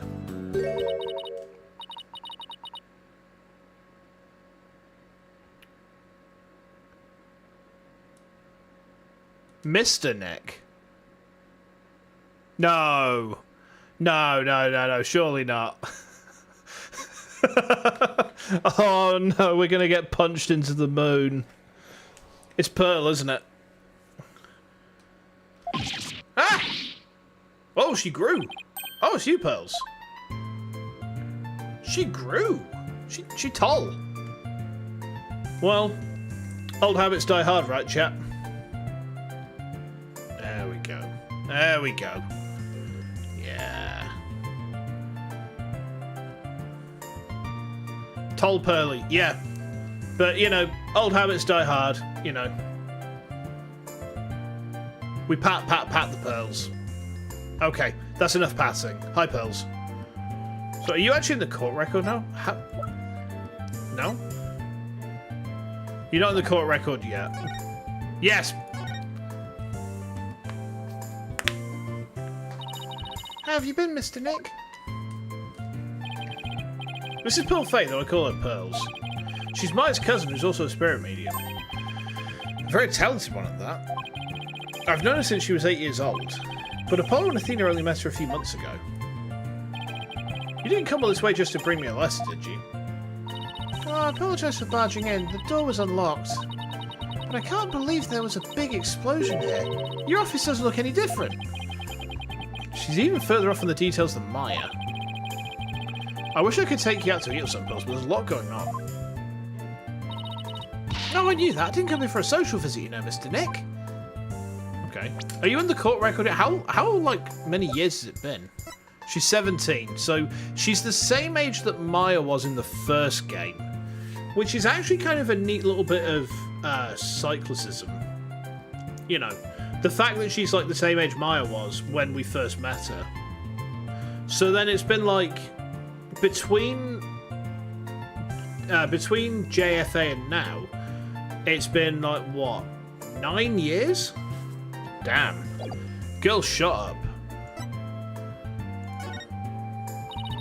Did you read the postscript on the letter? There's more? Oh yeah, here it is. P.S. Is that what PS stands for? I've never known that. I bet you've been too busy to clean and take care of the office. So Pearly said she'd come help you. Isn't she sweet? You better thank her. Ah, that's what you're doing here. That's awfully nice of you, Pearls. Maya and Pearls, thanks to these two, I'm starting to feel a little better. Thank you, girls. Now that I'm here, I'm going to whip this place into shape. Postscriptum. Understood. Understood. You just concentrate on your work and don't mind me at all. I'll need to talk to Prosecutor Blackwell to learn more about his case. With the trial still going on, they must be holding him down at the detention centre. Alright. Let's go speak to our husband.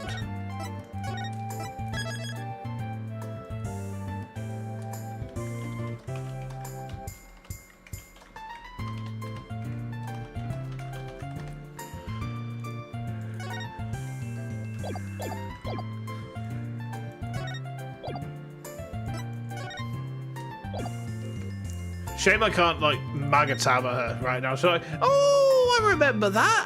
Yeah, that was neat, wasn't it, Mr. Nick?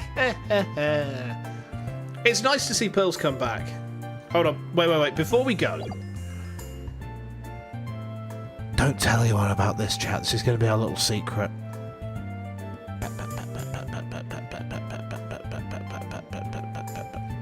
What's that? Hold on. Give me a second, guys.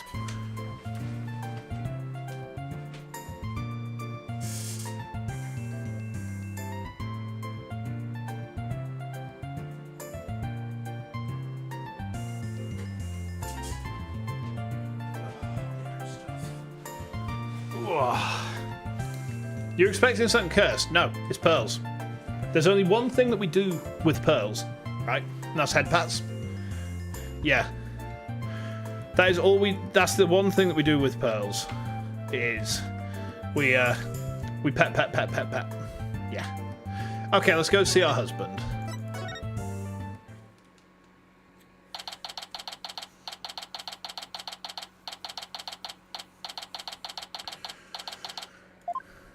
Okay, well, look who's here. I wonder what they're talking about.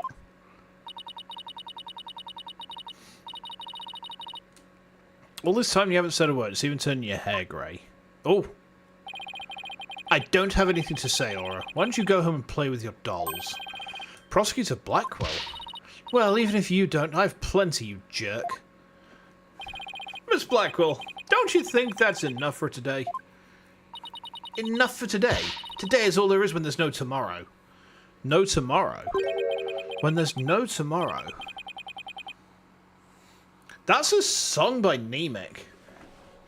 Like there's no tomorrow.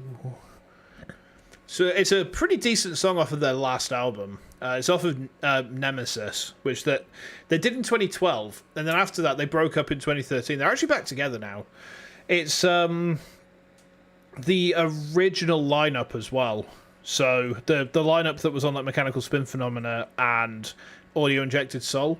I feel like they probably would have got Guillaume to come back and do it if he was still with us. Sadly, he died a little while ago, which sucked, but is what it is. You're back. What did you miss? We didn't do anything untoward with Pearl. Honest. Nothing untoward happened. No. Just maybe a little bit of parental head patting and praising our psychic daughter. And anyway, moving swiftly onwards. She's still not legal. Well, she doesn't need to. She doesn't need to be legal. She's there for head patting. Pearl's not for looting. Even if Pearl was like of age, Pearl is not for looting. Pearl is for head pats. Pearl is only for head pats. We have company, Aura. Please try to calm down. All right, fine. I see you're just not going to listen no matter what I say. I've had it. If that's the way you're going to be, I have another plan up my sleeve. I hope you're happy, Simon, because I'm done. Do as you please. See if I care.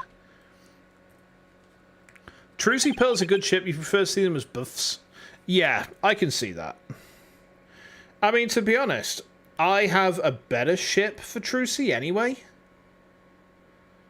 I have a better ship for Trucy, but I can't remember what his name was. The guy, the Panty Thief. No, we ship Trucy with the Panty Thief because he will forever be in awe of her and how her magic panties are a pocket dimension. I think I've upset someone. Oh, wow. I could cut through the tension with a katana. Right, Dono. It looks like Fulbright saved your case in court this morning. What? Oh.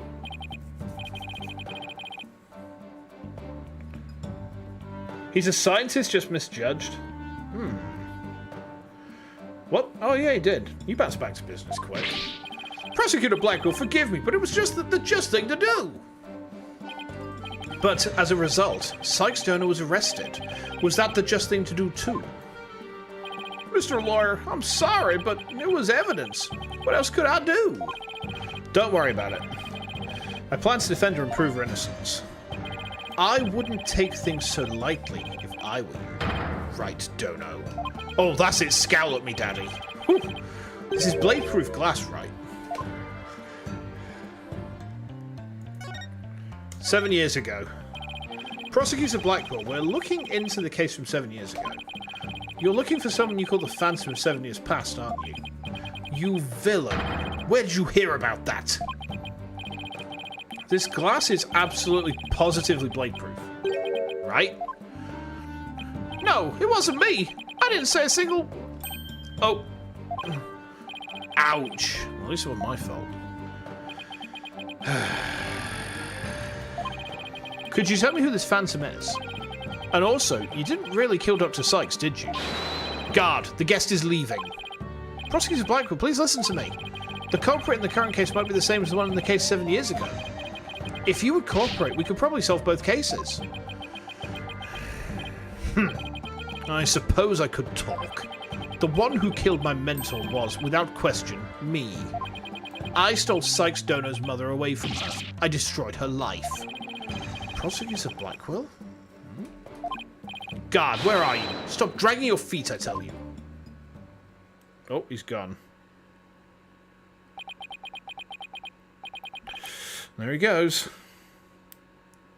No! We've upset Prosecutor Blackwell. Now what are we gonna do, Mr. Lawyer? There isn't much we can do. That's one tsundere. Yeah. Isn't he so... He's so cute when he's been all tsun-tsun. Kya! He's like, Kya! Right in the baka.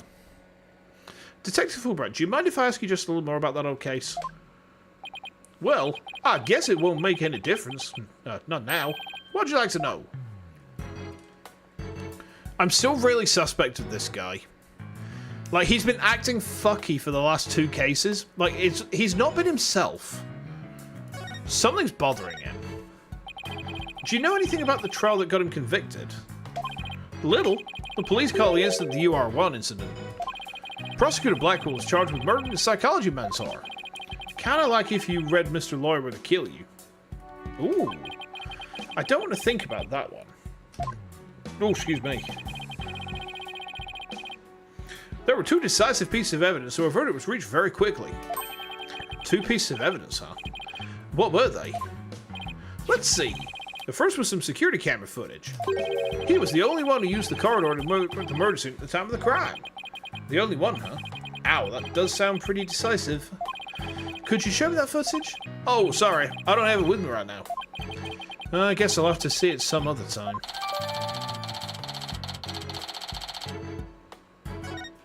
Hang on. We know... Right, so we know it exists. We can't see it then. Okay. What was the second piece of evidence? This one's even more incriminating. A photo of the moment of the crime. See? There he is at the crime scene holding a bloody katana.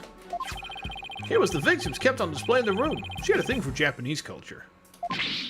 Oh my fucking god, are you kidding me? Are you kidding me? Duh. Duh, duh. Duh, duh. Duh, duh. This is loss! This is loss! Motherfucker! Why did they put loss in Ace Attorney? My... Ah, you bastards.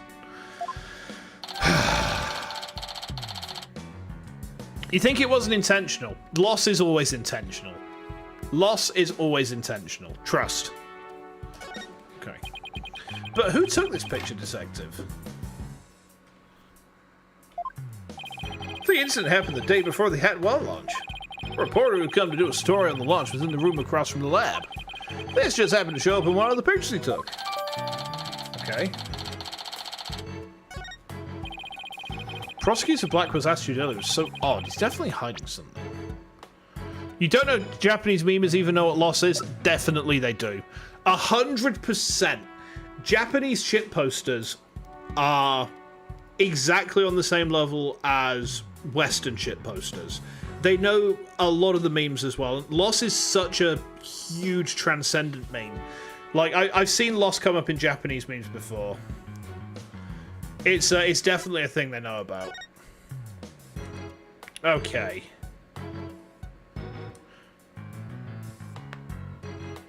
Right. Yeah. Prosecutor Blackwell said he was hunting a phantom from 7 years ago, didn't he? Yeah. And I imagine it's getting more and more urgent as his execution date approaches. What did you just say? Execution date? What? Did I say something? Never mind me, you didn't hear a thing. So he was given the death sentence. Yeah, he told me not to tell you people, actually. But I guess there's no sense hiding it anymore. His execution date is tomorrow.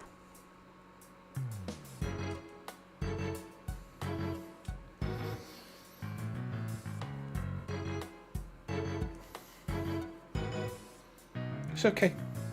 It's okay. It's okay. It's okay. Tomorrow? That's the worst. Like, that's a very, very bad impression. But I know. Yeah, it's the GIF, isn't it? What? Tomorrow? No. Starting to make sense of what Aura was saying earlier. Yeah, I mean, it sounds like her plan has something to do with this. Is she going to try and jailbreak Simon? Miss Blackwell, don't you think there's enough for today?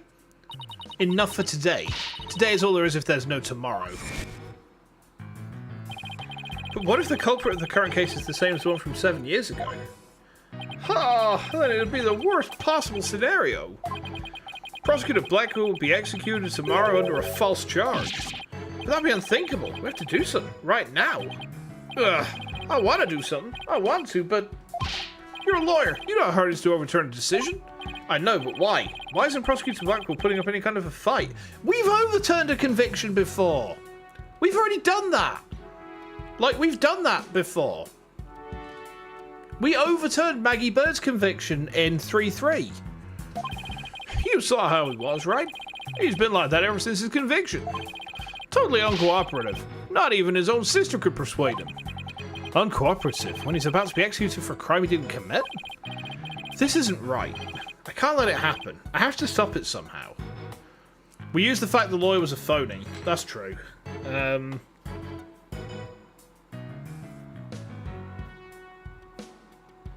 So, Blackwell says he definitely did it. We know that he didn't do it. But the person who... If the culprit is the same as 7 years ago, and he's saying he did it, and he didn't do it, and Athena is currently being fingered as the current culprit right now, giggity, is he trying to protect her? Because, I mean, if he is a noble samurai to his mentor, Mises, right, then his code of honor would dictate he has to protect Mises' daughter. Huh. Okay. Things are starting to fall into place in my brain a little bit, like Tetris blocks. There's still some gaps I got to fill in, but we're going for like a 4 clear. I want to see if I can break this case open like I did with like 1-5. I know that's going to upset people if I'm able to do it again, but I'm going to fucking do my best. Okay. Oh, pardon me. Looks like I have a phone call. Fulbright here. What? What's happening? You gotta be kidding! That's quite a reaction. I bet he's making some big show of it right now. Mr. Lawyer! The robots! The robots are... Detective Fulbright, get a hold of yourself. Some kind of robot malfunction? Not a malfunction! They're staging a revolt! The machines are rebelling against humans!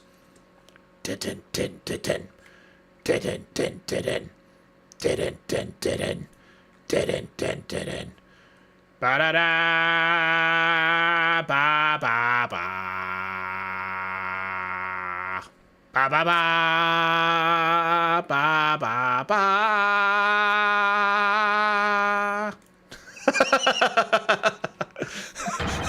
They've hauled themselves up in the Space Center and taken the visitors as hostages. They did what? No, Trucy. Oh, shit. Trucy's there. We have to get right over there. This is going to be one heck of a battle.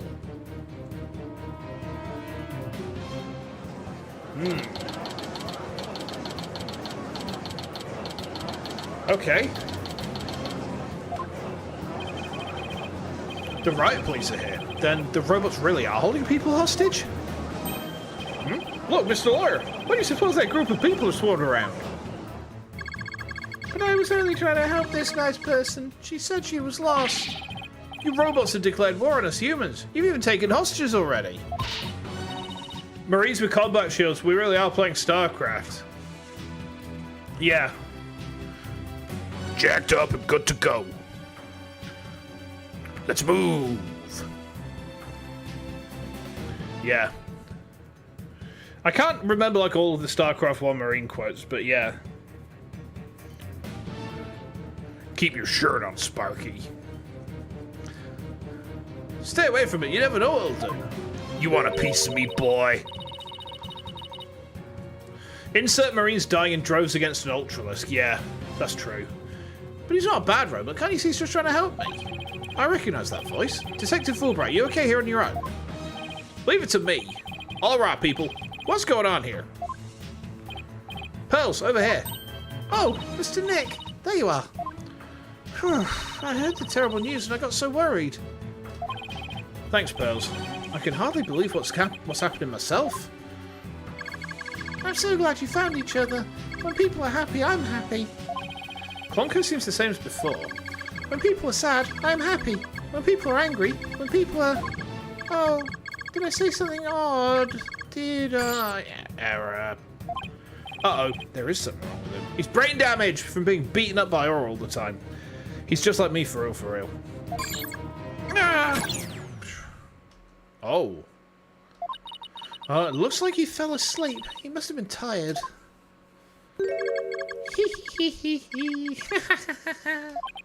Clonko? Kill mode engaged. Human beings are our enemies. It's time for the machines to take over. Uh-oh, the robots are rebelling. Everybody run! Eek! It's an all-out war! It's 10 to 12! Fools! How could you fall for something so cliché? I'm human too, you idiots! I'm just controlling these robots remotely! Oh, it's Aura. I see. What? But it is true that I've taken hostages, so you better not make me mad. Hey, you! Hostage number 1, come here. I'll let you talk to them. There's something being displayed on Clonko's face screen. It's the Space Museum. I didn't think the robots were really revolting. I mean, revolting is such a strong word. I thought they were mildly disgusting. Wordplay's fun. Daddy! Daddy, is that you? Trucy? Trucy, is that you? No. Trucy, you alright? About 15 robots holding 12 as hostage, Daddy. They've gone haywire. A researcher's the one behind it. She's... Ah! This girl talks too much. Trucy, Trucy, talk to me! Making fun of an ESL. ESL? Nanda? Oh, English second language, yeah. Always make fun of people who speak English as a second language. They should speak English as the first language, just as Britain intended. They should hand over all their spices to us. We won't use them. And all of our national treasures. They should give those to us as well. They're not their national treasures. They belong to us. Why are they doing this? I'm glad you asked. My demand is simple. I hope that detective's listening. Bobby Fulbright here, I'm all ears. I want you to bring someone to me. Clay Terran's murderer, Athena Sykes. Athena? Now, just hold on one moment. I can't give in to a demand like that. So you don't care what happens to these hostages, huh? I'll just pick one out then. No, wait. Ah, Mr. Lawyer. I know I have absolutely no right to make such a ridiculous request, but you need me to buy some time, right? Got it. I'll see what I can do. But promise me you'll never hand Athena over and you won't give up on the hostages either. Of course I won't. Now I better go contact HQ. Mr. Nick, how do you plan to buy time? I have no idea yet, but this hostage taker, could it be... If you don't bring me that little princess, I'll have Hunk of Junk kill all the hostages. Princess? Hunk of Junk? There's only one person this could be. In which case, there must be something I can use as a bargaining chip. I don't have anything to say, Aura. Why don't you go home and play with your dolls? Prosecutor Blackwell. Well, even if you don't, I have plenty, you jerk.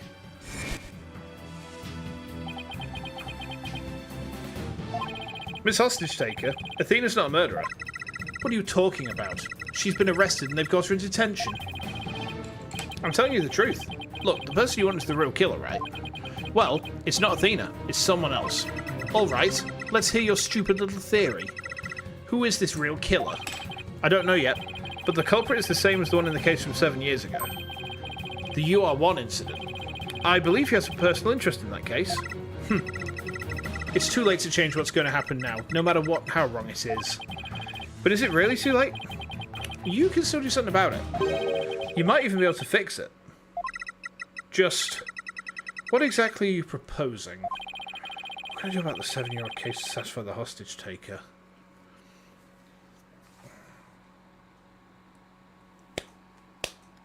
Retry it in court. The evidence was overwhelming. Retrying it in court is not going to do us any good. Asking about it is probably going to upset her more. Let's recreate it. This seems like a bit out there, but I think it's the more likely one. How about if we do a reenactment of the case? So you do enjoy trampling on people's feelings and rubbing salt in their wounds. Didn't I tell you what would happen to the hostages if you make me mad? No, wait. Oh, I can't make another mistake here. What can I do about the 7-year-old case? Okay, so it's not actually that. Retry it then. I propose we retry the case from 7 years ago. If you make that demand now, I'm sure nobody will deny you. It wouldn't be an official trial, but at least we can find out the truth. So it was actually the obvious one then. That's good, real good. Hey, detective, I'll give you 1 hour. Get a courtroom ready. 1 hour? But that's impossible. Please give me at least until tomorrow. If you don't mind losing hostages, you can take all the time you want. Oh, but wait. If we're going to have a retrial, we'll need a prosecutor. Don't worry, I'll take care of that. She will. And I guess I can be fair and let you come in and check out the crime scene. But Hunk of Junk here will be watching you, so don't try anything funny, you got that? Now follow Hunk of Junk. Riot police, make way, we're coming through. Mr. Nick, wait, I'll help you with the investigation. Thanks, Pearls. I appreciate that. Alright, we're going in. Damn, this investigation sequence is like girthy as fuck. How is this case like about 9 hours, did I see? Like about a 9-hour case, is that right? Is it a really girthy one? Aura dropped us off with a warning not to touch anything until she got back. I wonder what's taking so long. We can't really start the investigation yet, can we? Case is long but badly split. Okay, so are there any particular points where, like, how do we divide this case? Even if we could, this mess would make it hard to tell what the room was like 7 years ago. There's only 3 breaks, 1 investigation, 2 trials. So really the smart thing for us to do is to get through the investigation in one go. And then do, like, maybe do the trials as individual streams. Like, you can push to the end of the investigation. Yeah, and then if we investigation and then a stream for each of the trials, maybe, depending how long they are. All right. Mr. Wright. Oh, it's the hostage taker. I'm back to my usual self now. You're still being monitored, however. But more importantly, an important guest has arrived. A guest? Who is it? Edgeworth! My boy!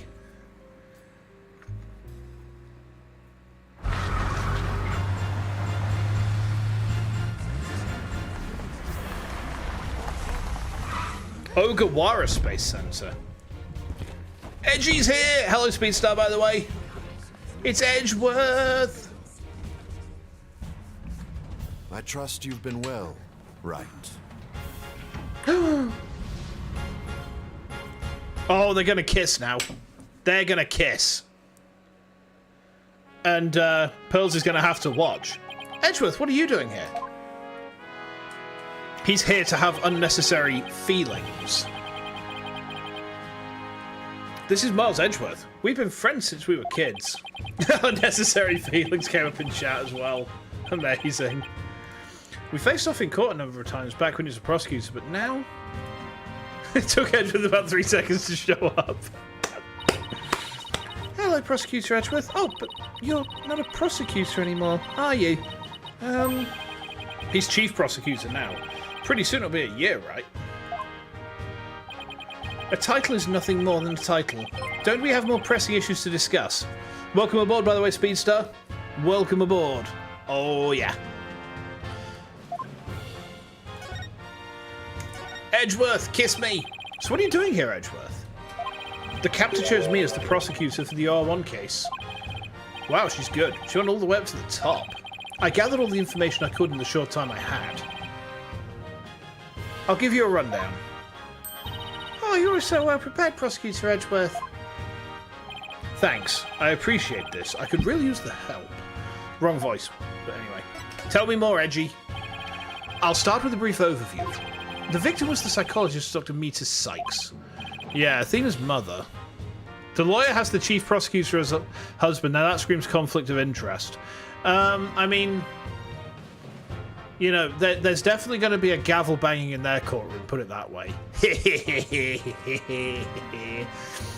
No, but they are romantically entwined with each other, and yeah, that's cool.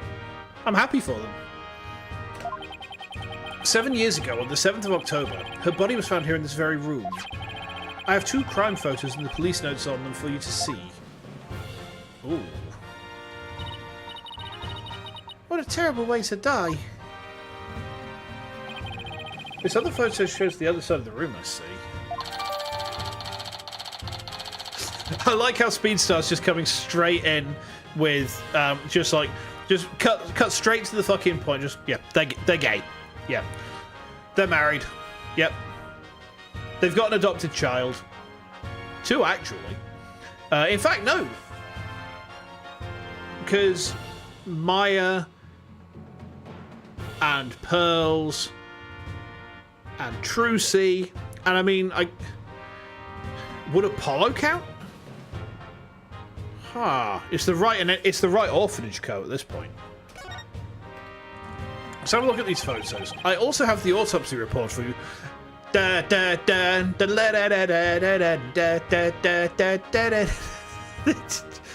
update it, you motherfucker. Okay.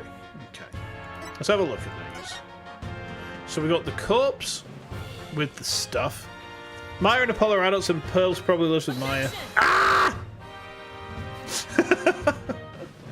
You know what? When we play investigations and like the updated autopsy report music comes on,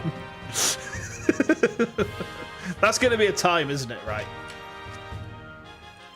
Okay. The victim's body was found on the operating table. A katana, the victim's staff jacket, and a cart are found nearby. So that's the cart.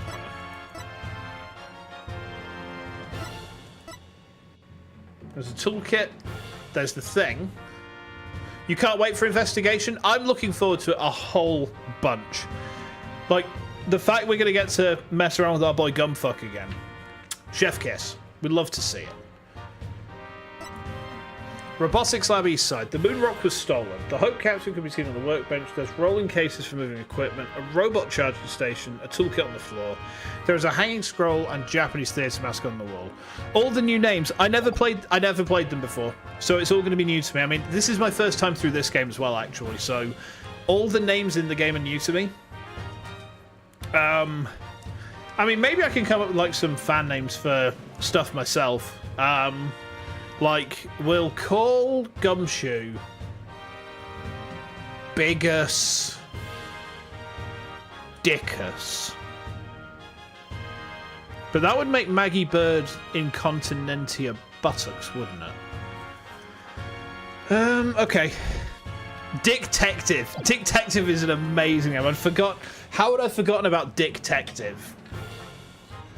It's such like a porn star name, that though, isn't it? Like, you just think about it. Just think about it. Like, coming soon to a theater named. Again, let's start again. Coming soon to a theater near you.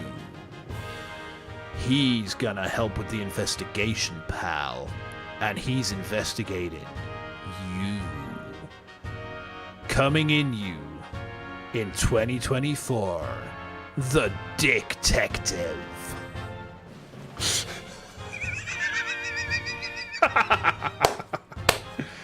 Alright, give me the autopsy report, Edgeworth. Let me stop fucking around. The three major characters' name changes are conflicting. One's an improvement, another's meh. One's made them more of a joke. Okay. The cause of death is a stab wound to the chest. The weapon pierced the heart. Death was instantaneous. Okay. The murder weapon was the victim's own katana found at the scene. Let me just check the autopsy report real quick. It's literally just that. 1-3 on October the 7th. Instant death due to a stab wound to the heart. Okay. Yeah, Detective Fulbright mentioned she was into Japanese culture. The body was found by a Space Center staff member and 2 police officers. The police were called in because of the sabotage race and the Had 1 launch. Yeah, Director Cosmos mentioned this too. A few hours after the body was discovered, a suspect was arrested. The suspect was Simon Blackwell, a young prosecutor. I hear his trial was over in a flash. Yes, a guilty verdict was declared in only 1 session. Not only did he plead guilty, but there was decisive evidence against him too. The security camera video. And a photo of the moment of the crime, as I recall. Stabbed through the heart, and Simon's to blame. Darling, you give trials a lot of unnecessary feelings. But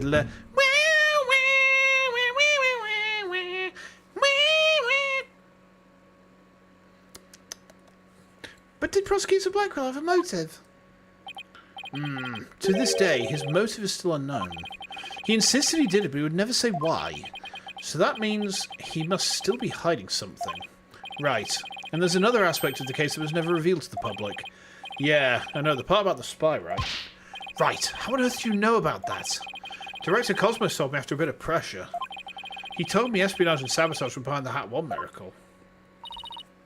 Don't worry, I won't tell anyone. I've always been good at keeping secrets. Dong! Ba ba ba ba ba ba ba ba. Bing bing bing bing bing bing bing bing bing bing bing bing bing. Oh, there's fucking 10 of them this time. Oh wait, no, we're good. Okay. Well, I might as well tell you now. They really do suspect Blackwell of being a spy. They think he sabotaged the rocket and killed Dr. Sykes to steal the moon rock. But if you can prove that the Had 2 bombing is the work of the same spy, we can stay the execution. It's a possibility. That's why I intend to help you in any way I can. Oh, is this going to be like... Is this going to be like the absolute pog that was 2-4? Like, I had a lot of problems with 2-4 in terms of how the case progressed mechanically. But the way that Wright and Edgeworth kind of handled the trial was really good from a story perspective. Thanks, Edgeworth. Now all I have to do is comb this room for evidence. Let's do it together. Okay.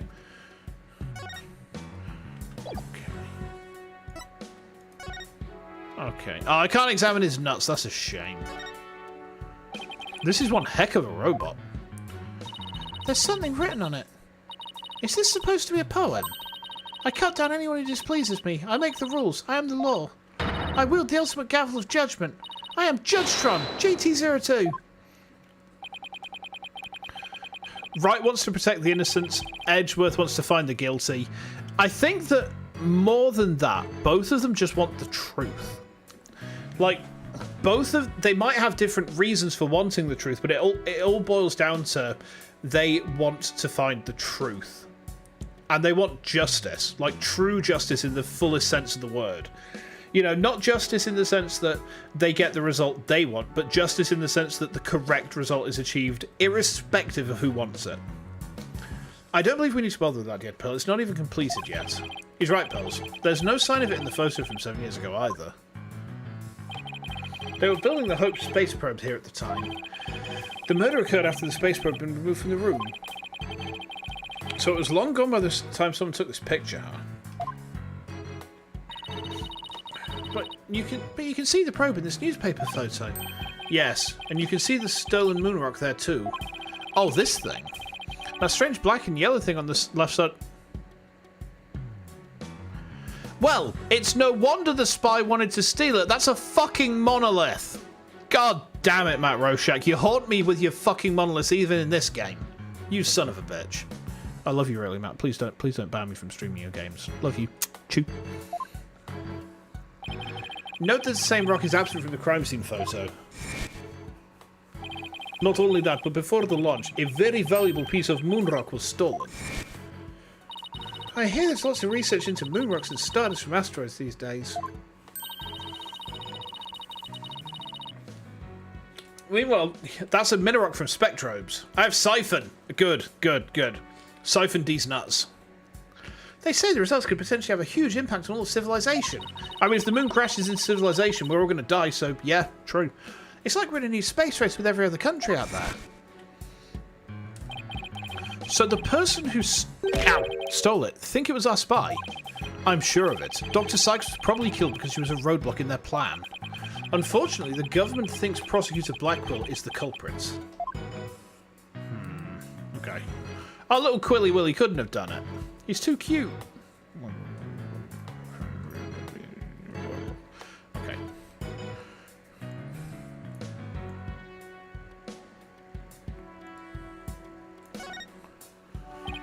It's about as clustered as my office, but I think it's a workbench. Mr. Nick, I think this must be a kitchen. Look at this photo. See the cute little food processor?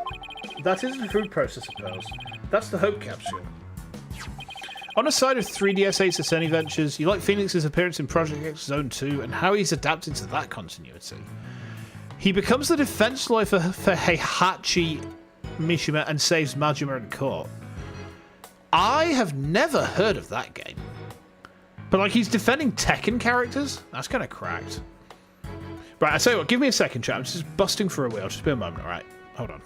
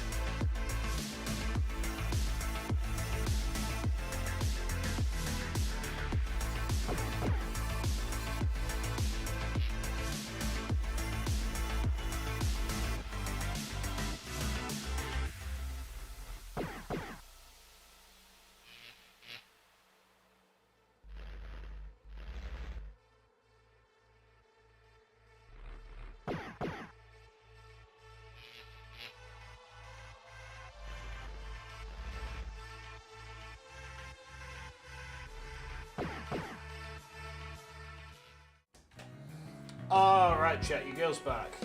Your girl's back. Just give me a second. Ah, I see. Okay. I think someone's bit my leg. Ow. There we go.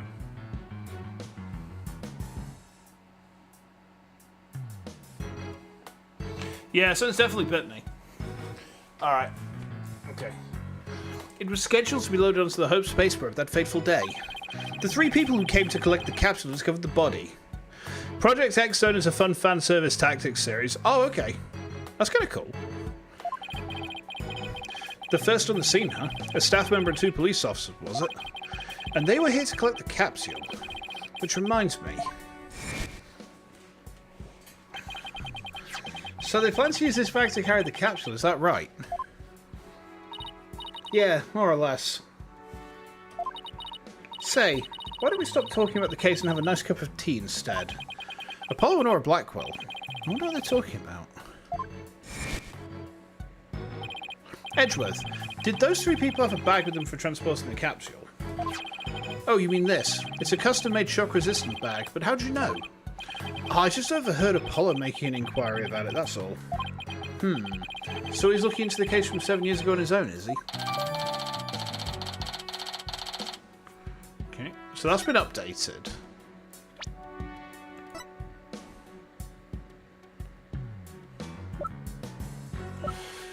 So a police officer was involved in carrying this thing.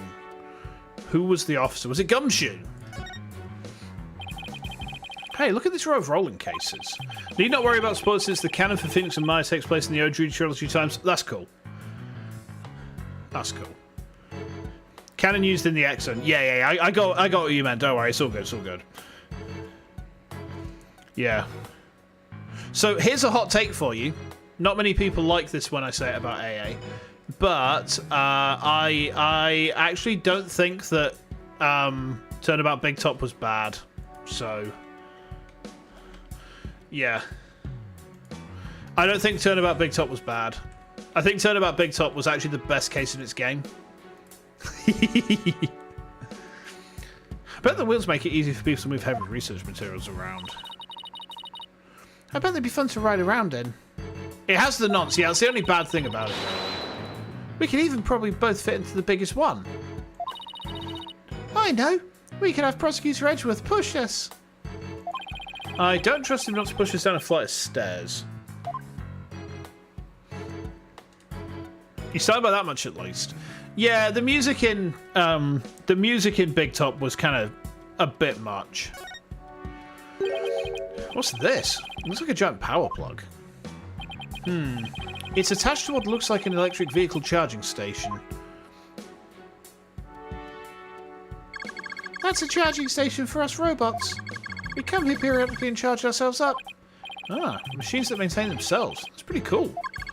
If our batteries run out and we lose consciousness, we never know what Miss Aura will do to us while we're down, you see. Nothing motivates quite like fear, huh? What's she gonna do? You're gonna lick the power plug. Yeah. Okay, fair enough. I mean, what's Aura gonna do to them whilst they're unconscious? You know, I know exactly what Aura's gonna do to them while she's unconscious. She grabs the robot, she takes it to Ninetales Vale, and she very judiciously borrows the wrestling ring. She climbs up to the top rope, and then she power bombs the robot onto the mat off the top rope. God, I wish that was me. What's this? A giant robot arm, maybe? It's pretty big for an arm, but you're right. I think these thin parts here are finger bones. They're even about as long as my legs. And there's a spike ball and a giant jaw on the floor, too. Ow! Is Aura trying to build some kind of weapon of massive destruction?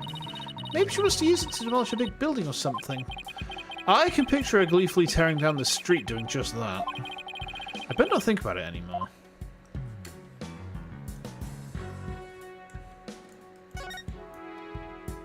I didn't actually mean to do that, but alright. It looks like an operating table. It's in the photo too. Yes, it was here then as well, with the victim's body lying on it. There's a button here. Oh, I know. I'll try pushing it. Pearls, don't touch... Oopsie. Hey, it's moving.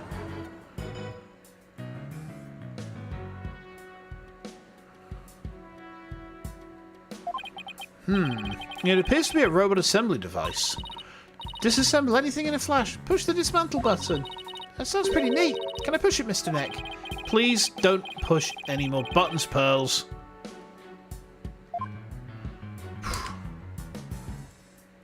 We've deployed this thing into siege mode. Identify target. Move in.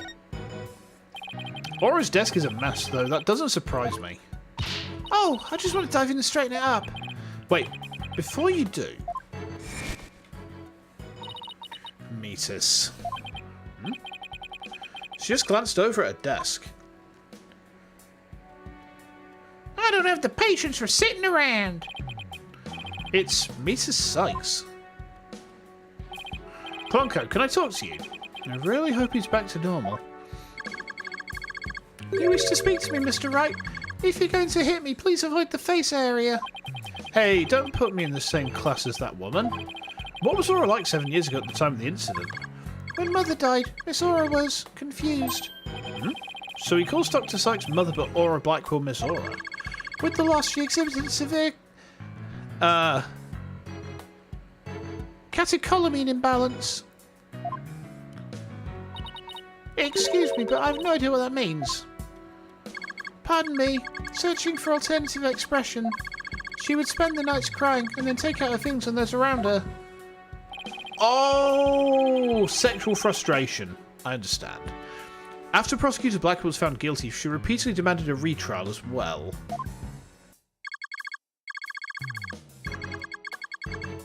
That is correct, but without new evidence, her requests were ignored. And then, little by little, Miss Aura began to change. She started to hate it when I called her Mama Aura. And before long, she started hating the court system and abusing Clonko, huh? That murder destroyed so many lives. They're more or less canonically romantically involved. Understood. Right, take a look at this paper on Dr. Sykes and Miss Blackwell's research. Ponko and Clonko, they're the robots with hearts that Dr. Sykes created.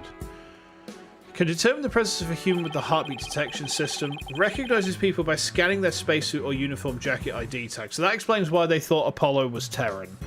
Can also recognize a person by facial features once the face is registered. Apollo's face is covered in bandages. Can infer people's emotions by analyzing the tone of voice and communicate. Okay. In addition, I've just run through all this, haven't I? Right. Yeah. That's amazing. Hey, I don't know, Edgeworth. They might be even more human than you. What's that supposed to mean? You're giving me unnecessary feelings, right? It kind of sounds like these robots can do what Athena does.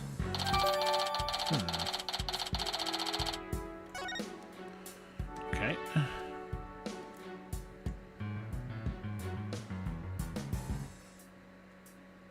Anything else? Emergency ladder. An emergency ladder. This must be the one they used during the evacuation.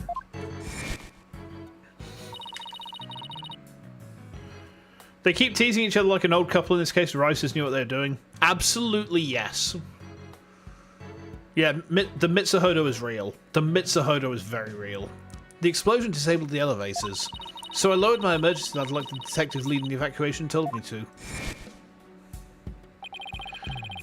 As Miss Blackwell was climbing down the side of the building, she saw the culprit inside. I wonder which would have been scarier, that or looking down. Okay.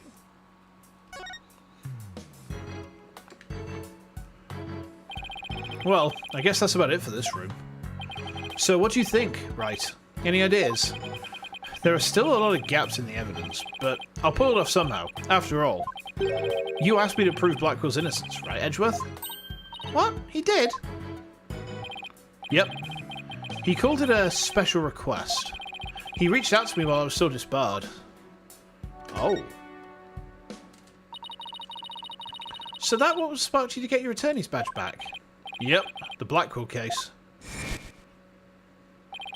Right, I have a special request. I want you to clear one of my subordinates of suspicion. Hey, I'm not even a lawyer anymore, remember? Haven't been one for a long time. That 8-year misunderstanding has been cleared up, and you must be eager to return. I'm sure you're familiar with the other case that ushered in the dark age of the law. Very soon, a convict will stand as a prosecutor in court. I want you to keep an eye on him. Just when I'm beginning to actually like the job I have now.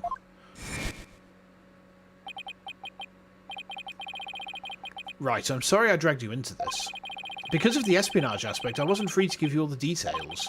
Hey, no need to apologise. It's like I said on the phone the other day. I know that the type of criminals you're after now aren't small fries anymore. Looks like your target finally decided to make a move. Yeah, it's for this very reason I returned. Time to bring it to an end. Okay. I'm going to end the Dark Age of the Law. That's what this is all about. The Dark Age of the Law. The Dark Age of the Law? It sure comes up a lot these days on TV and in papers.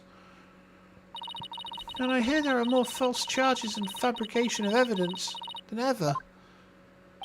When I became chief prosecutor, the court system had already lost the people's trust.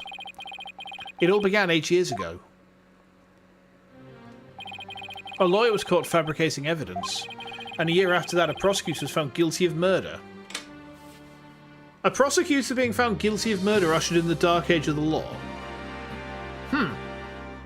Curious, considering we sent a prosecutor down for murder and trying to frame another prosecutor for it once already, and then we nailed the chief of police for murder. You know, how is this a new thing? How's this a new thing? What? Wait, do you mean... That's right. He's talking about my case and prosecutor Blackwell's. Yeah, let you explain. Go ahead! It was a downward spiral after that, an absolute nightmare. After those two cases, the mass media launched a large attack on the courts. Public opinion was tainted, and before long, the legal world itself was sucked into it. It's such a shame. Once suspicion forms, it's very hard to shake. Lawyers and prosecutors were supposed to trust each other, pursue the truth together.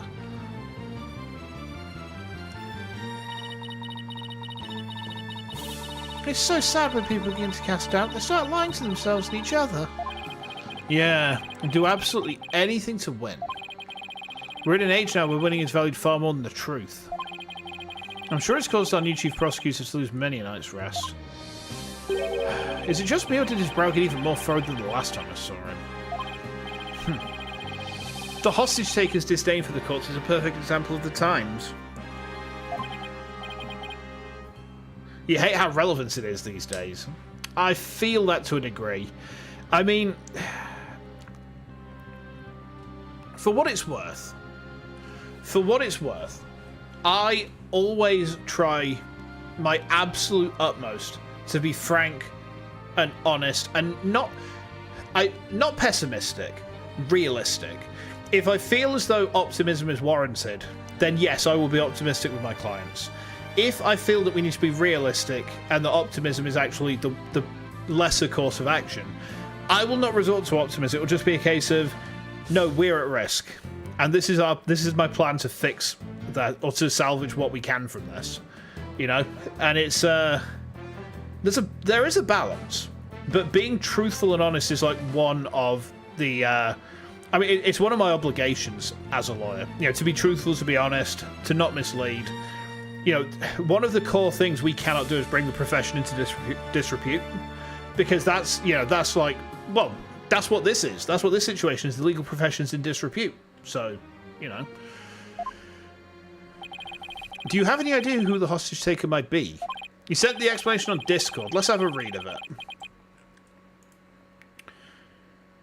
So, with Manfred and Edgeworth under his direction, convicting people under false charges, and lawyers were forced to fight back with forgery, people were all thinking the courts were there only to find random people guilty. Then comes Phoenix, who kicks out Manfred, puts Edgeworth on the right track. People started trusting the courts again, and then because Phoenix got disbarred because of forgery and Blackwell got convicted for murder, right. Yeah, so it's a case of... it's like a fallen angel story then. You know, people start to regain their trust in the system, only to find the person who restored their trust disbarred for forgery. And that brings the trust just tumbling down, like a house of cards that's on fire, that's also been pissed on. Not ideal, but it is what it is. Okay, that makes a lot more sense then. Well, someone who mistrusts the court system and can manipulate robots, it can really only be Aura Blackwell. Who else but her would want to retrial that case from 7 years ago so badly? Simon Blackwell's older sister and the owner of this room. I agree with your conclusion. Perhaps she intended to force Miss Sykes to confess. Actually, I think she had a much more horrific plan in mind for Athena. What's she going to do to Athena? What's she going to do to her? Is she going to, like, blend her into a sandwich milkshake? Is Aura Blackquill, like, crony? Is she going to blend Athena into a sandwich and drink her? Oh my god, that's horrendous. You don't blend sandwiches. You don't blend sandwiches. Why? The important thing for you is to solve UR1 and prove Blackquill's innocence. And then maybe she'll release the hostages. I'm counting on you, right? To set that prosecutor and the hostages free. And I'll be counting on you in court to help me too. Of course, I'll do everything I can to help uncover the truth. Sandwich in the blender. Why? Sandwich in the blender. Why? Not to understand. No! That's such a classic video. I love it. The thing is, right, that video comes up in my day-to-day parlance at this point. Like, sometimes I will just be at work, at my desk, when we're in the office, and I'm trying to work something out, and I'm just muttering under my breath, water in the fire, why? And my co-workers have just learned not to question it. They don't even ask what it means anymore. It's just like, I'm just there and it's like, oh, water in the fire, why? It's like, it's almost like a mantra for when I'm trying to work things out. Oh, my brain is rotting right in front of my very eyes. As this isn't an official trial, I'm more at liberty to be a little unorthodox. Mr. Wright, are you finished with your investigation? Yeah, but I'd like you to tell the hostage taker something for me.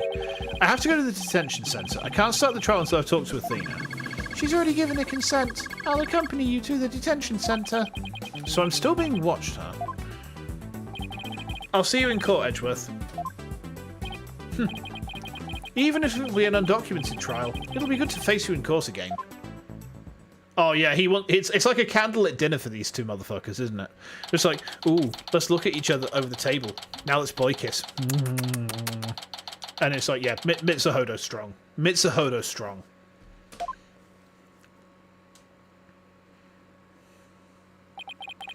She was right by my side only a few short hours ago. They're about to get freaky under the judge's eye. The judge is going to be like dancing around and occasionally like bang his gavel to the rhythm of them doing it. That's how it's going to go. every single meaty slap punctuated by the judge's gavel slamming down.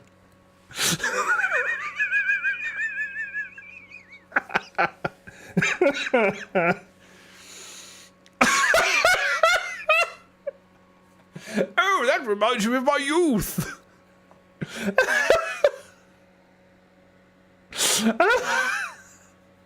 Okay, you got me. You got me there, Ara. You got me there. You got me there. You win this round. You win this round. I feel like I haven't seen her in ages. Oh, Mr. Wright. And Pearly, too. I knew you'd come. After all, the first step in this interview with the defendant. And because you're my friend and I was worried about you. Huh. Thanks, boss. I'm not the only one who's worried either. Really? Who else? I saw Miss Woods today. She was so beside herself she came to find me. She told me you used to live in the Cosmos Space Center. No wonder you knew so much about the place. Oh, so you know her? I'm sorry I didn't tell you. That's alright, but there are some other things I'd like to ask you. Sure, you can ask me anything. I promise I won't keep any more secrets from you.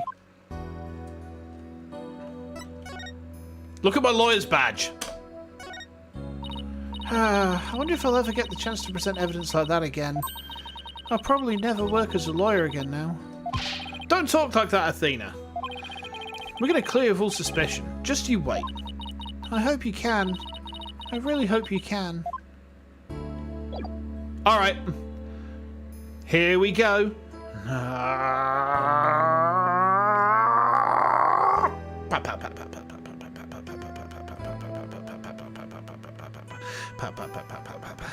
Hold on.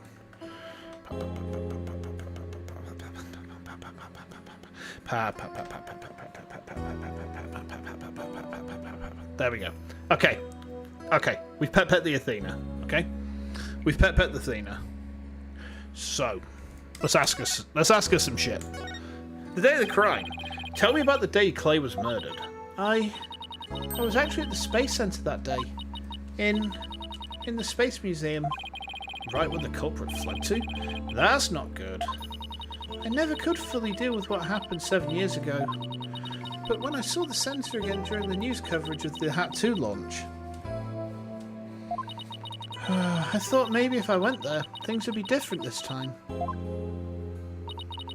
That must have taken a lot of courage to face your past like that. So I went to the Space Museum the evening before the explosions. This was before the launch pads had been switched. There was a sign that said, closed for repairs, and they weren't letting anybody in. Yeah, the director couldn't very well switch the pads if there were people in there.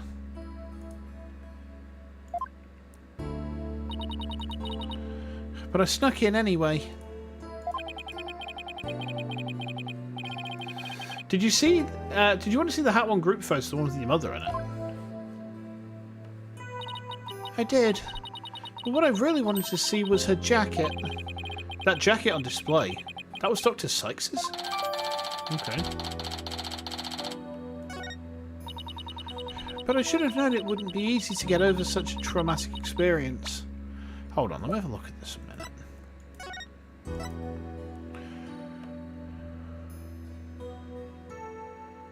What? What's this? If that was a stab through the heart, it should be like up here.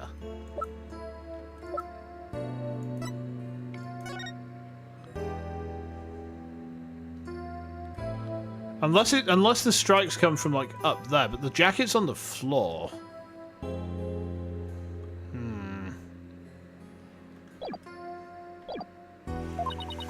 The second I saw that jacket, it all came rushing back to me.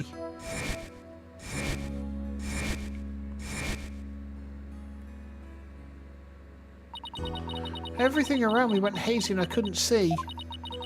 I tried to get out of there somehow. But I guess I passed out.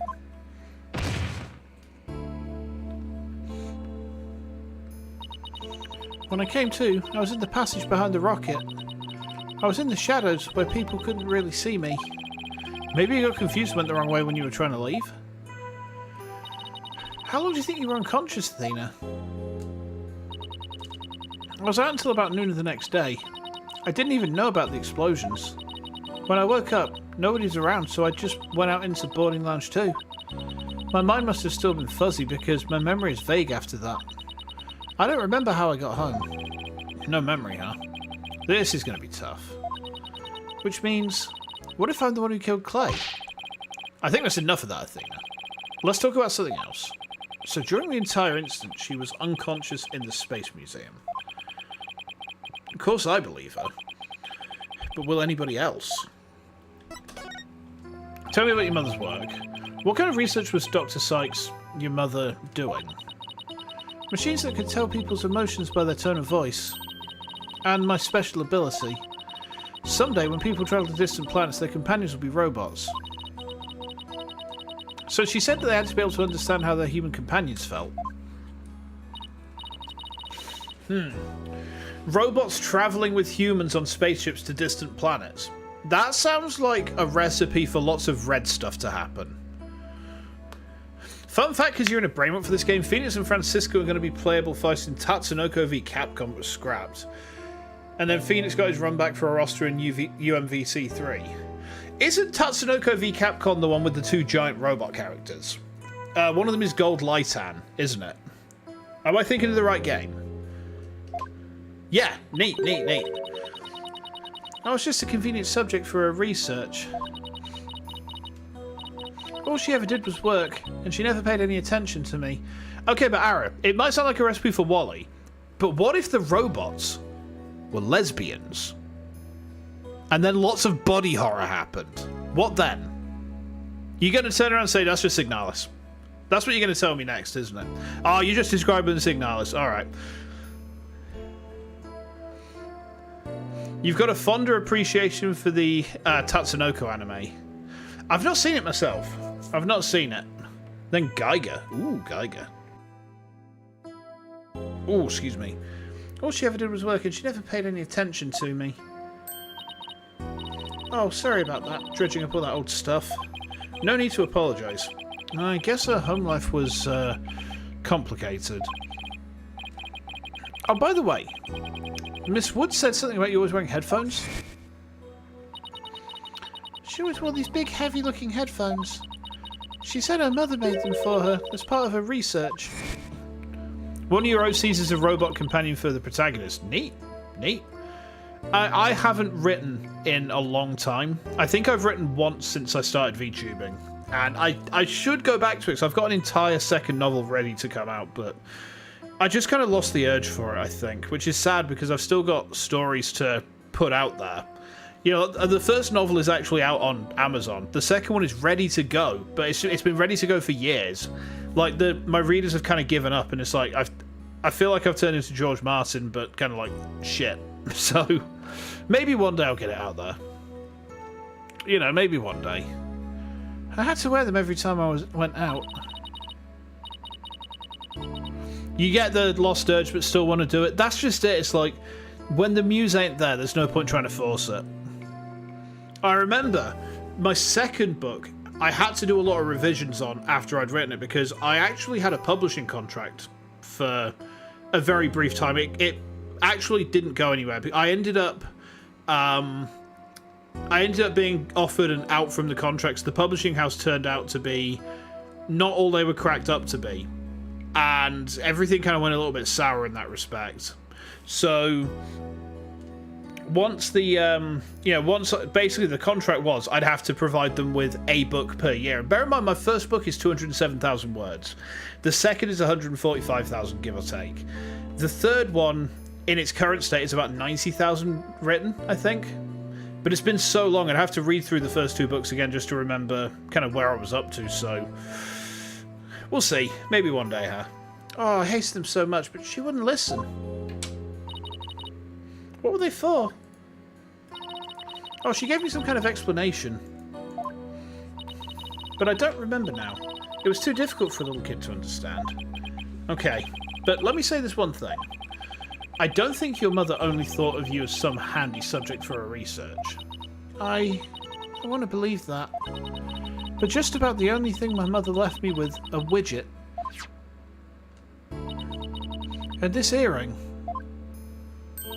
Oh, it's beautiful. It's made of a piece of real moon rock she had for research. Maybe she did love me, in her own way. I'm sure of it. I'm really sure she did. Because that's what I want to believe too.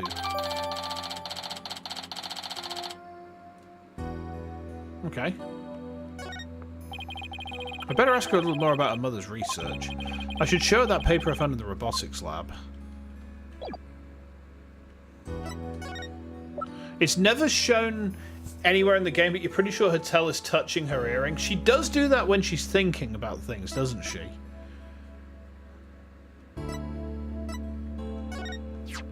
Oh, the Ponko series. You must have gone to the robotics lab. You seem to really love Ponko and Klonko. Yeah, my mother made them and I grew up around them, you know. Oh, hang on, have I put also on? Oh! I didn't realise that I put autoplay on. Hold on. Oh, there's one of those cute little robots in this photo too. Ah, see Ponko's bandages? I put those on her. I just wound them around and around. Pretty bad job, huh? But I really put my all into it. I hardly left the centre in those days, so I didn't have any human friends beside Junie. I didn't really understand the difference between robots and people back then. I thought that if a robot broke bandaging, it would help it get better. What a weirdo I was. Hold on.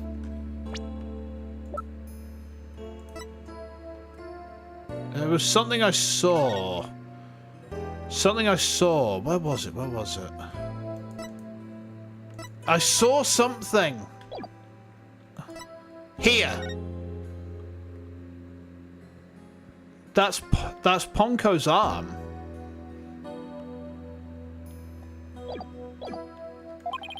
It looks like there's something written on the bandages. Yeah, I wrote stuff like, "Get well soon, Ponko." But in the end, my mum just put her on the operating table and fixed her in a flash. Oh, That must be the thing I made move in the robotics lab. I was so impressed by what my mum did. I even asked her if she would put me on the table and fix me if I ever got hurt. It looked just like magic to me what she could do. I see where this is going. I see where this is going. I think. Let me cook, chat. Let me cook a second, right? So, she's just said she wishes that, you know, like, if she got hurt, her mum would put her on the table and fix her so that she would work. Now, look at this. Right. So, the slash on the coat is down there, not where the heart is, right? The injury on the body is where the heart is. However, she's on the operating table. The coat is down there. If she'd been stabbed while she was on the operating table, she would be wearing the coat, right? What has happened, I think, she has been stabbed elsewhere. This is probably lying on top of the blood, and she's either moved back or fallen back. But Athena has been involved to some degree, I think, and she's tried to use she's probably tried to use the table to fix her. So,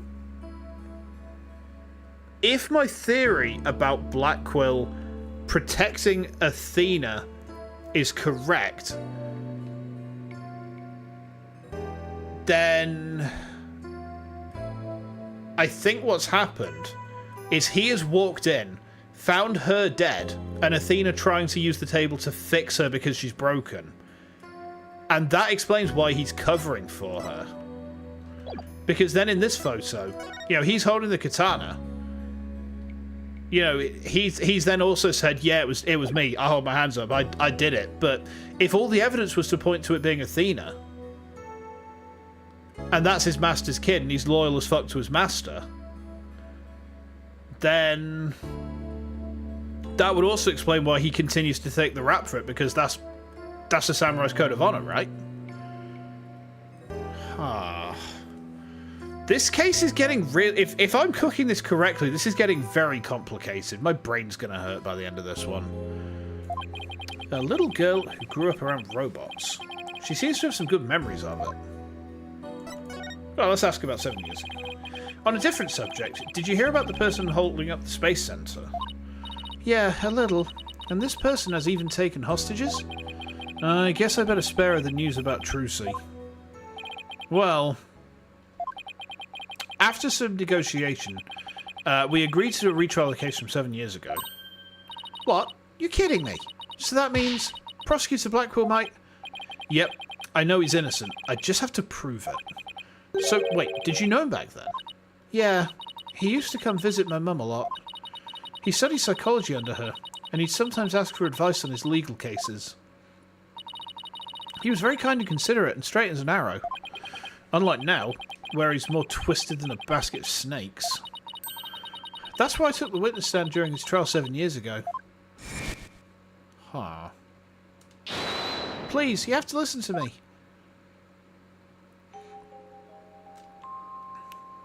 He didn't kill her. His heart screamed that he didn't kill her. I was a fool. How could anyone else know what I was talking about?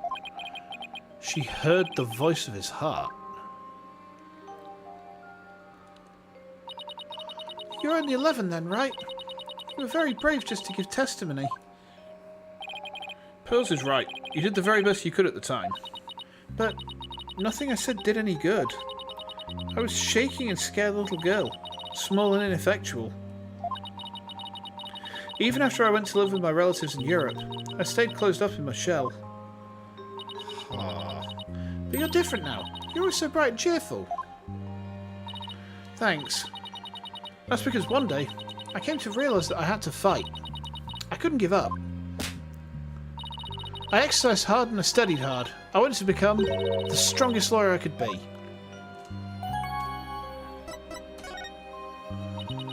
I wanted to save Simon, but I had no idea how.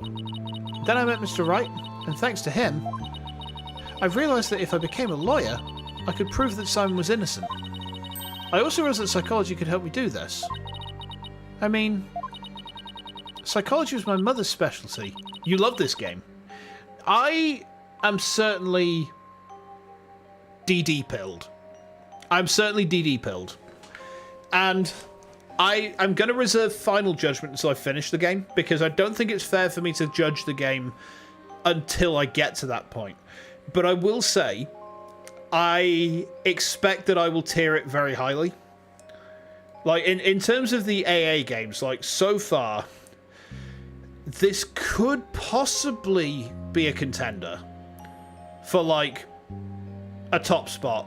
You know, and at the very least, it would be, like, near the top, failing that. If it carries on as it has done for the rest of the game, then, you know, it's really good, you know. I'm not going to say anything more than that yet, because until we finish the game, I can't really comment in full. I can't give a full assessment, but yeah. I felt like she was there with me, supporting me. It doesn't seem like Athena knows that Prosecutor Blackwell's due to be executed tomorrow. You get it? I like yellow chicks. Is that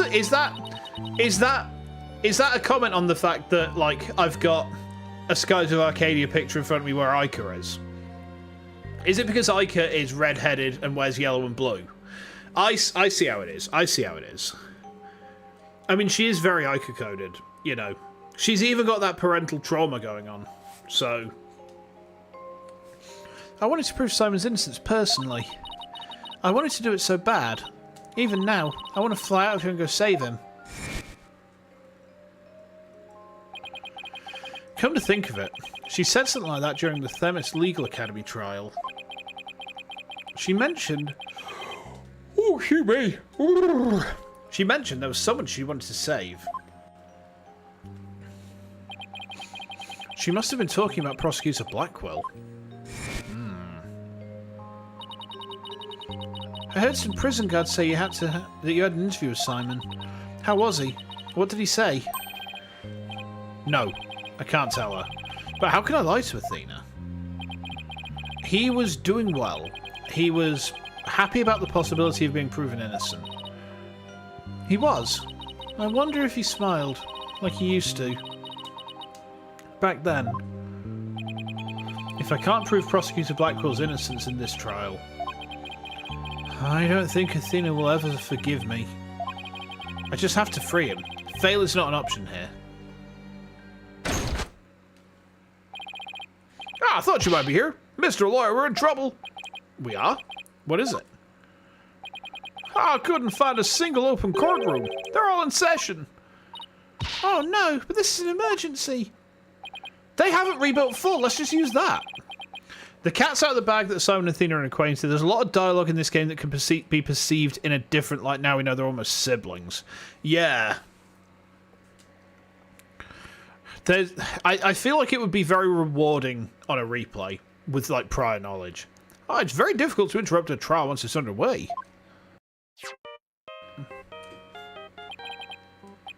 My phone.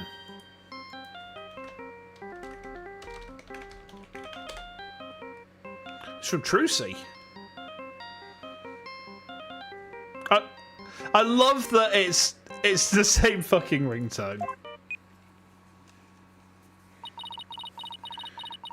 I told you I'd give you 1 hour. I guess it's time to pick one of the hostages. No, wait, we still have a little more time. Besides, all the courtrooms are being used right now. Make all the excuses you want, but you won't get more time. Your daughter is first. The poor thing. She's a little too young to die, don't you think? No, don't you dare hurt her. There has to be something I can do. The cruelest injustice is about to befall us. No, this can't be happening. Mystic Maya, help us. Wait a minute. Maya?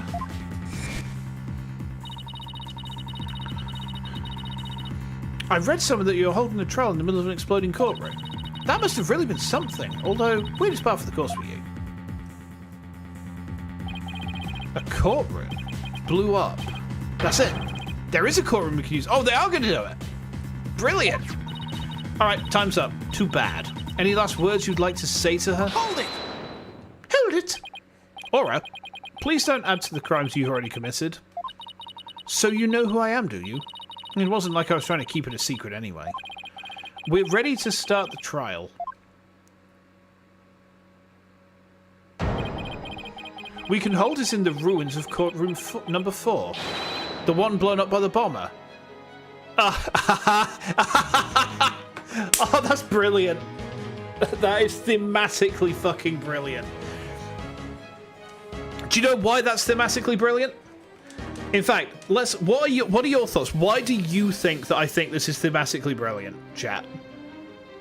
Why do I think that this is thematically brilliant? I want to see if you guys can see into my brain right now. And I'm interested to see if you can work this out.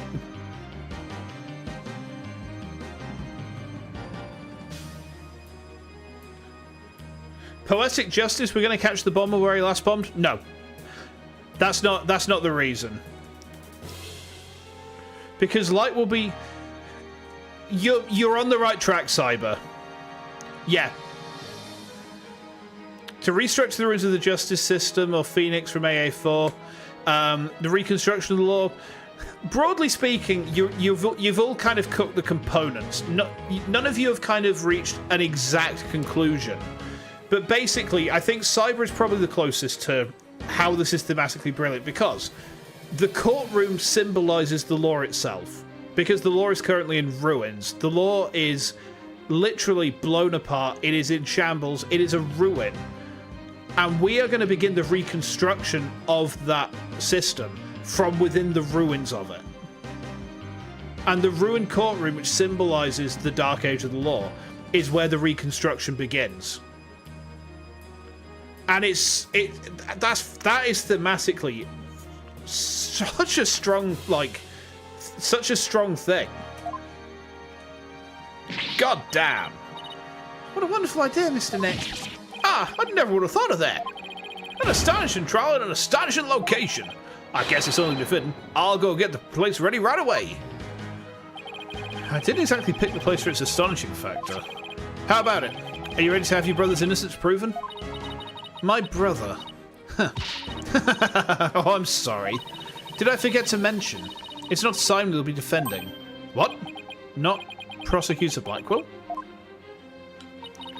I indict Athena Sykes on the charge of murdering her own mother. You'll be defending the little princess there, the one behind the glass. What? See you in that mountain of rubble you've chosen for our courtroom, Mr. Wright. What's she talking about? Athena? Of course. Why didn't it ever occur to me before? If Prosecutor Blackwell is innocent, somebody else had to have been the true culprit. Did I kill my... Oh, fuck!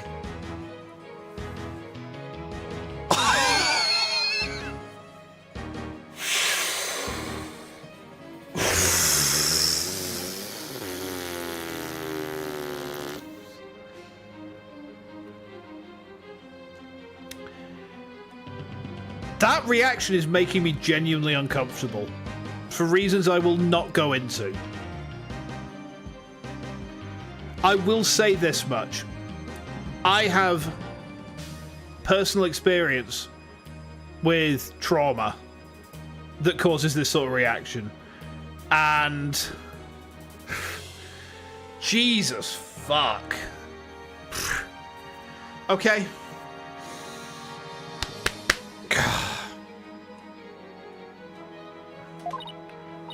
No. No!